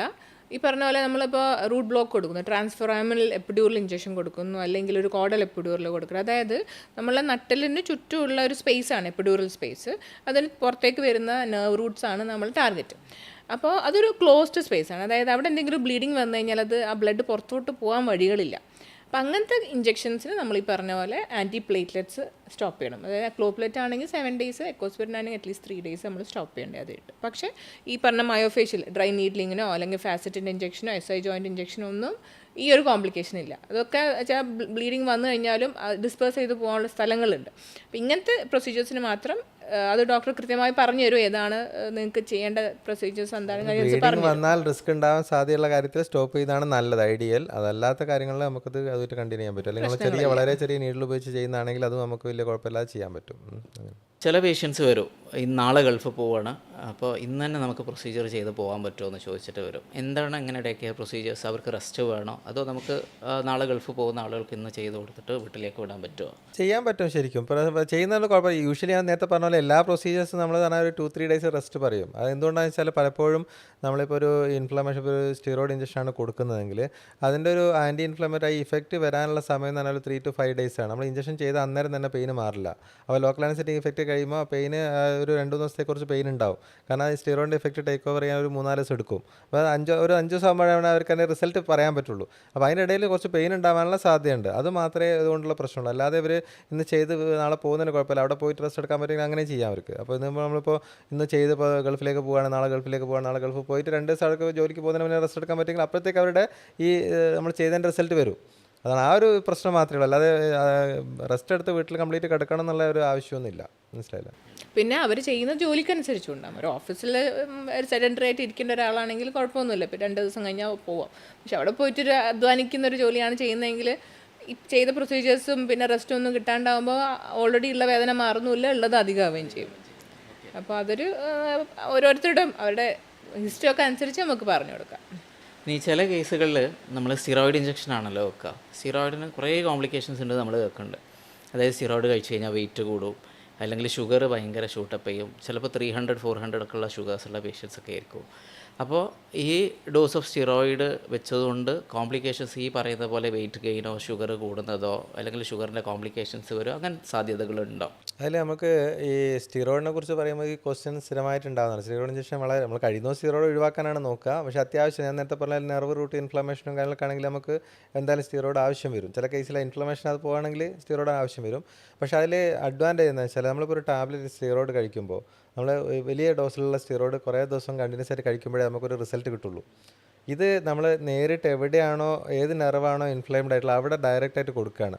അപ്പോൾ നമ്മൾ മിനിമൽ ഡോസ് ഓഫ് സ്റ്റിറോയിഡ്സേ നമുക്ക് കൊടുക്കുകയുള്ളൂ. അപ്പോൾ നമ്മുടെ ശരീരത്തിന് മൊത്തത്തിൽ സൈഡ് എഫക്റ്റ് വരാൻ മാത്രമല്ല അല്ലെങ്കിൽ ലോങ് ടേം പ്രശ്നം വരുന്ന രീതിയിലുള്ള ഡോസിൽ നമ്മൾ സ്റ്റിറോയിഡ് കൊടുക്കുന്നില്ല. വളരെ ചെറിയ 10 mg 20 mg അത്ര ഒരു നെർവ് റൂട്ടിൽ നമ്മൾ അത്രയും കൊടുക്കേണ്ട ആവശ്യം വരുന്നുള്ളൂ. അപ്പോൾ വളരെ ചെറിയ ഡോസ് ആയതുകൊണ്ട് തന്നെ അതൊരു സിസ്റ്റമിക് സൈഡ് എഫക്റ്റ് ഉണ്ടാക്കുന്ന രീതിയിലുള്ള ഇപ്പോൾ വെയിറ്റ് ഗെയിനോ അല്ലെങ്കിൽ എല്ലിന് ബലം കുറയുക അത്തരത്തിലുള്ള സൈഡ് എഫക്റ്റ് ഒക്കെ ഉണ്ടാകുക എപ്പോഴാണെന്ന് വെച്ചാൽ നമ്മൾ കണ്ടിന്യൂസ് ആയിട്ട് സ്റ്റിറോയിഡ് കുറേ കാലം കഴിക്കുമ്പോഴാണ്. ഇല്ല, വായിലൂടെ കഴിക്കുമ്പോൾ എന്ന് വെച്ചാൽ ശരീരത്തിന് എല്ലാ ഭാഗത്തും ചെന്ന് ഡെപ്പോസിറ്റ് ചെയ്ത് ഒരു 10-5% മാത്രമേ നമ്മൾ വിചാരിച്ച സ്ഥലത്ത് എത്തുള്ളൂ. അപ്പം അതിനേക്കാളും നല്ല ഇപ്പോൾ പറഞ്ഞ പോലെ ടാർഗറ്റഡ് ആയിട്ട് ഒരു സ്ഥലത്ത് കൊടുക്കുമ്പോൾ അവിടെ മാത്രമേ ആക്ട് ചെയ്യുള്ളൂ. സിസ്റ്റമിക് അബ്സോർപ്ഷൻ സൈഡ് എഫക്റ്റ് ഇല്ല എന്ന് പറയാൻ പറ്റില്ല. പക്ഷേ നമുക്കെന്ന് വെച്ചാൽ കമ്പാരിറ്റീവ്ലി പിന്നെ ഓൾറെഡി ഇവർ ഓറൽ സ്റ്റിറോയിഡ്സ് ഒക്കെ എടുത്ത് മാറ്റമൊന്നും ഇല്ല എന്ന് പറഞ്ഞിട്ടായിരിക്കും മിക്ക പേഷ്യൻസും വരുന്നത്. ഒരു ഓറൽ മെഡിക്കേഷൻ അപേക്ഷിച്ച് നമ്മൾ ടാബ്ലറ്റ് കഴിക്കുന്നതിനാണ് സേഫാണ് നമുക്ക് പറയാം.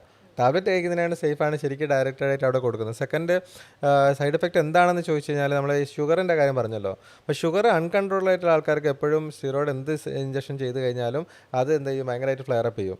അപ്പോൾ നമ്മളെപ്പോഴും ഇത്തരത്തിലുള്ള പ്രൊസീജിയർ ചെയ്യുമ്പോൾ ഷുഗർ കൺട്രോൾ ആയിട്ടുള്ള ആൾക്കാർക്ക് മാത്രമേ ചെയ്യാൻ പറ്റുള്ളൂ. അതായത് 200 താഴെ ഭക്ഷണം കഴിച്ചതിന് ശേഷവും 150 താഴെ ഫാസ്റ്റിങ്ങിലും ഷുഗറുള്ള ആൾക്കാർക്ക് മാത്രമേ ഇത്തരത്തിലുള്ള ഇൻ്റർവെൻഷൻ എല്ലാം ചെയ്യുള്ളൂ. അതായത് ഏത് നീഡിൽ പ്രൊസീജിയറാണ് നമ്മൾ ചെയ്യണമെങ്കിൽ ഷുഗർ കൺട്രോൾ ആയാലേ ചെയ്യുള്ളൂ. അത് സ്റ്റിറോയിഡ് ഉപയോഗിക്കുന്നതുകൊണ്ട് മാത്രമല്ല, അല്ലെങ്കിൽ ഇൻഫെക്ഷനൊരു സാധ്യത ഉള്ളതുകൊണ്ടാണ്. പിന്നെ നമുക്ക് ഈ ഒരു അൺയൂഷ്വലായിട്ട് നമ്മൾ കാണുന്ന ഒരു സൈഡ് എഫക്റ്റ് നമ്മൾ പറയുമ്പോൾ എല്ലാം പറയണല്ലോ. അപ്പോൾ അതൊരു യങ് ലേഡീസിനാണെങ്കിൽ അപ്പോൾ ഒരു 30-40 വയസ്സുള്ള സ്ത്രീകളിൽ ചെയ്യുകയാണെങ്കിൽ റീപ്രൊഡക്റ്റീവ് ഏജുള്ള സ്ത്രീകളിൽ ചെയ്യാൻ ചിലപ്പോൾ ഒരു മെൻസ്ട്രൽ ഡിസ്റ്റർബൻസ് കാണാറുണ്ട്. അതായത് ഇപ്പോൾ ഇഞ്ചക്ഷൻ ചെയ്ത് കഴിഞ്ഞാൽ ചിലപ്പോൾ ഒരു 2 മാസമോ ഒരു 3 മാസത്തേക്ക് ചിലപ്പോൾ എന്താവും മെൻസസ് ഒന്നും തെറ്റാൻ സാധ്യതയുണ്ട്. ചിലപ്പോൾ നേരത്തെ വരിക, ചിലപ്പോൾ കൂടുതൽ ബ്ലീഡിങ് വരിക, അത്തരത്തിലുള്ള സാധ്യതകൾ കാണാറുണ്ട്. വളരെ എല്ലാവർക്കും കണ്ടാവില്ല, പക്ഷേ കുറച്ച് ആൾക്കാർ കാണാറുണ്ട്. പക്ഷേ അത് തനിയെ റിസോൾവ് ചെയ്യും. ഒരു 3 months കഴിഞ്ഞാൽ പൊതുവേ അത് കംപ്ലീറ്റ് ആയിട്ട് റിസോൾവ് ചെയ്യാറുണ്ട്.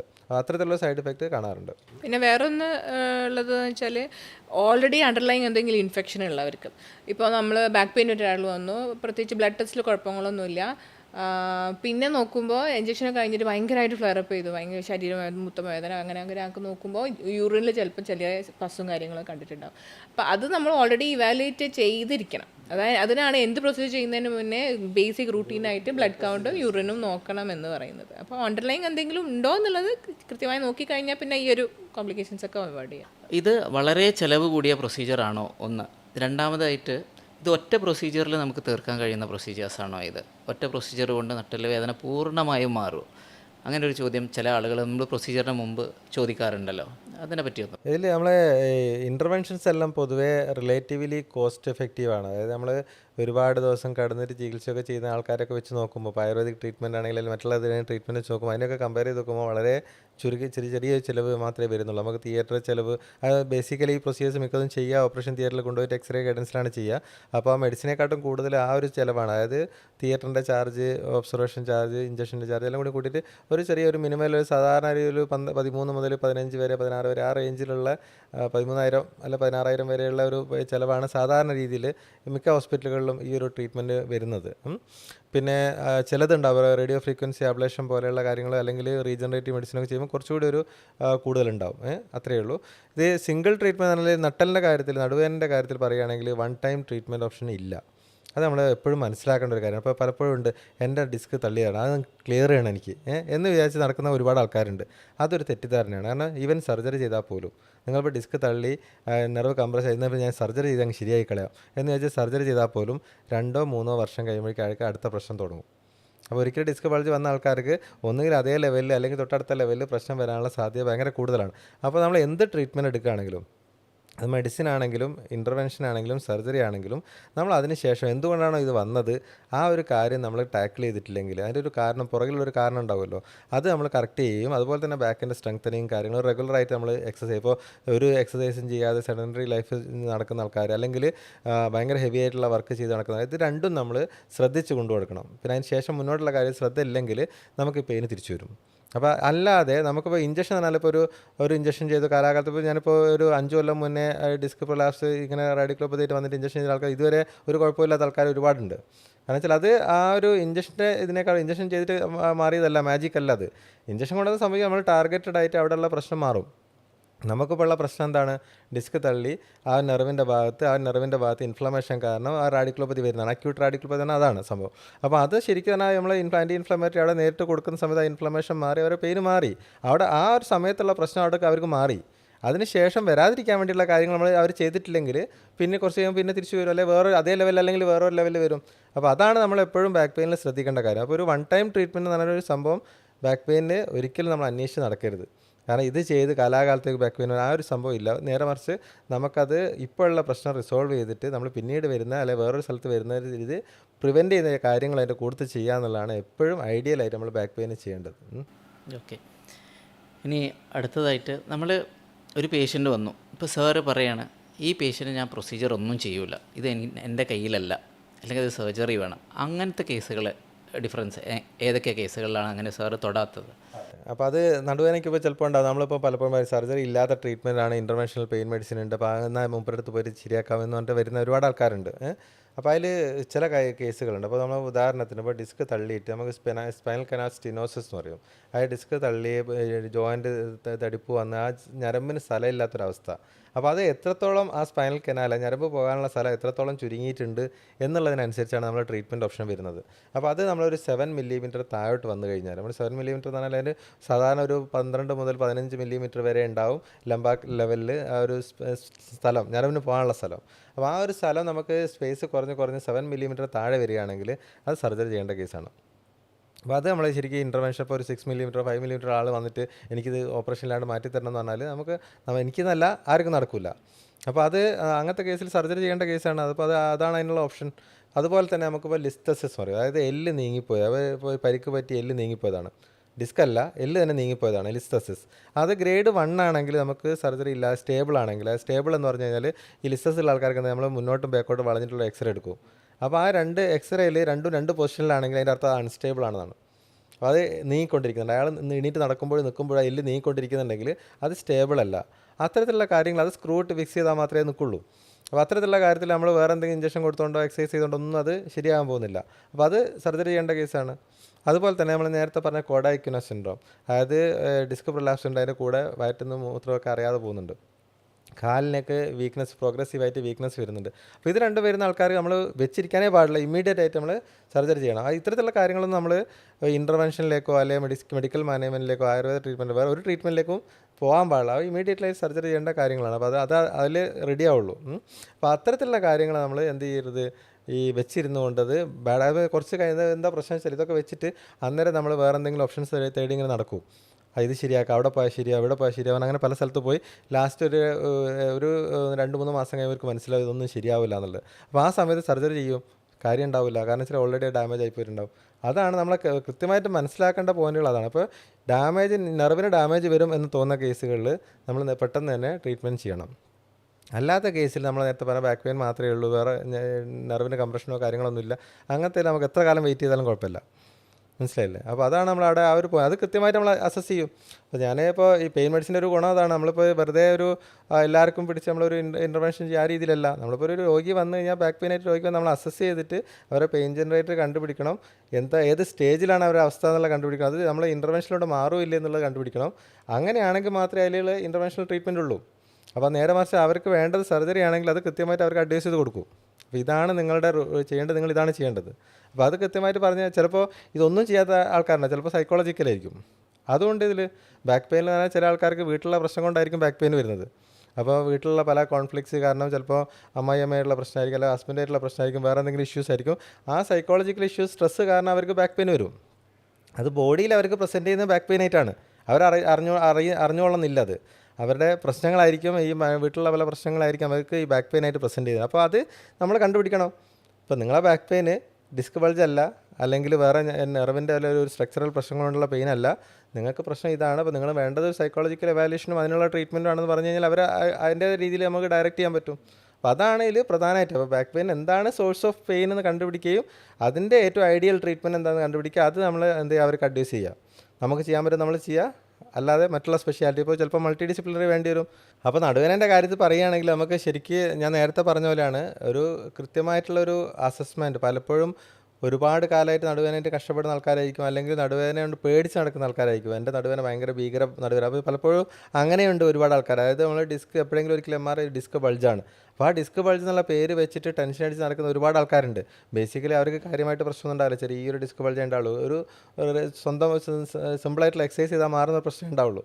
അപ്പോൾ അത് അതിനേക്കാൾ കൂടുതൽ അവർക്ക് കാര്യമായിട്ട് പെയിൻ ഉണ്ടാവില്ല, പക്ഷേ അവർക്ക് ഇതിനെക്കുറിച്ചുള്ള സ്ട്രെസ് ആയിരിക്കും കൂടുതൽ. അതായത് എൻ്റെ ഡിസ്ക് ബൾജാണല്ലോ, അതെങ്ങനെ ശരിയാക്കും. പലപ്പോഴും ആൾക്കാർ വന്നിട്ട് ചോദിക്കുന്നതാണ്, എൻ്റെ ഡിസ്ക് അത് തിരിച്ച് പഴയ അവസ്ഥയിലേക്ക് ആക്കണം. എല്ലാവർക്കും വേണ്ട അതാണ്, നമുക്ക് തള്ളിയ സാധനം തിരിച്ച് പഴയ പൊസിഷനിലേക്ക് എത്തണം. അപ്പോൾ ആ രീതിയിലേക്ക് നമ്മൾ ഒരിക്കലും സ്ട്രെസ് അടിച്ച് നടക്കേണ്ട ആവശ്യമില്ല. ഡിസ്ക് ഒരിക്കൽ തള്ളിയതാണെങ്കിൽ അല്ലെങ്കിൽ ഒരിക്കലും ബൾജ് വന്നാൽ ചിലപ്പോൾ അവിടെ ഉണ്ടാവും. അത് അവർക്ക് മാത്രമല്ല, നമ്മളൊരു 100 പേരെ MRI എടുത്ത് കഴിഞ്ഞാൽ, നടുവേദന ഇല്ലാത്ത 100 പേരെ MRI എടുത്ത് അതിലും 50% ആൾക്കാർക്ക് ഡിസ്ക് ബൾജ് ഉണ്ടാവും. അതാണ് നമ്മൾ മനസ്സിലാക്കേണ്ടത്. അത് കോമൺ ആയിട്ടുള്ള സംഭവമാണ്. അത് നമുക്ക് ജീവിതത്തിൽ വലിയ പ്രശ്നങ്ങളൊന്നും ഉണ്ടാക്കില്ല. അപ്പോൾ നമ്മൾ നോർമൽ ലെവലിൽ നമുക്ക് നമ്മളെ കാര്യങ്ങൾ നടക്കുന്ന രീതിയിലേക്ക് നമ്മുടെ ബോഡീനെ ട്രെയിൻ ചെയ്ത് കൊണ്ടുവരിക എന്നുള്ളതാണ് ഏറ്റവും പ്രധാനമായിട്ടുള്ള ഈ ബാക്ക് പെയിൻ്റെ ട്രീറ്റ്മെൻറ്റിൽ ഏറ്റവും നോക്കേണ്ട കാര്യം. നമ്മളെ പെയിന് മാറ്റുക, നമ്മളെ റീഹാബിലിറ്റേറ്റ് ചെയ്യുക, നമ്മളെ ബാക്കിൻ്റെ സ്ട്രെങ്ത്ത് കൂട്ടുക, നമ്മൾ നോർമൽ ആക്ടിവിറ്റീസിലേക്ക് ആസ് ഏർലി ആസ് പോസിബിൾ തിരിച്ചു വരിക. അതാണ് എപ്പോഴും നമ്മളെ ഗോൾ ബാക്ക് പെയിൻ്റെ കാര്യത്തിൽ. അപ്പോൾ പറയാനുള്ളത്, നമ്മൾ ഡിസ്ക് ബൾജ് അല്ലെങ്കിൽ ബാക്ക് പെയിന് ഇതിനെപ്പറ്റി ഡീറ്റെയിൽഡ് ആയിട്ട് ഡിസ്കസ് ചെയ്തിട്ടുണ്ട്. അപ്പോൾ ഇനി ബാക്ക് പെയിൻ വരുമ്പോൾ ആരും ടെൻഷൻ അടിക്കണ്ട, എത്രയും പെട്ടെന്ന് ഒരു ഡോക്ടറെ കാണിക്കുക, വേണ്ട ചികിത്സ ചെയ്യുക, ടെൻഷൻ ഒഴിവാക്കുക. വേണ്ട കാര്യങ്ങൾ കറക്റ്റ് സമയത്ത് ചെയ്ത് കഴിഞ്ഞാൽ സാറ് പറഞ്ഞതുപോലെ കോംപ്ലിക്കേഷനിലേക്കൊന്നും പോകാതെ നമുക്ക് നമ്മുടെ ഡിസ്കിനെ പ്രൊട്ടക്റ്റ് ചെയ്യാൻ കഴിയും.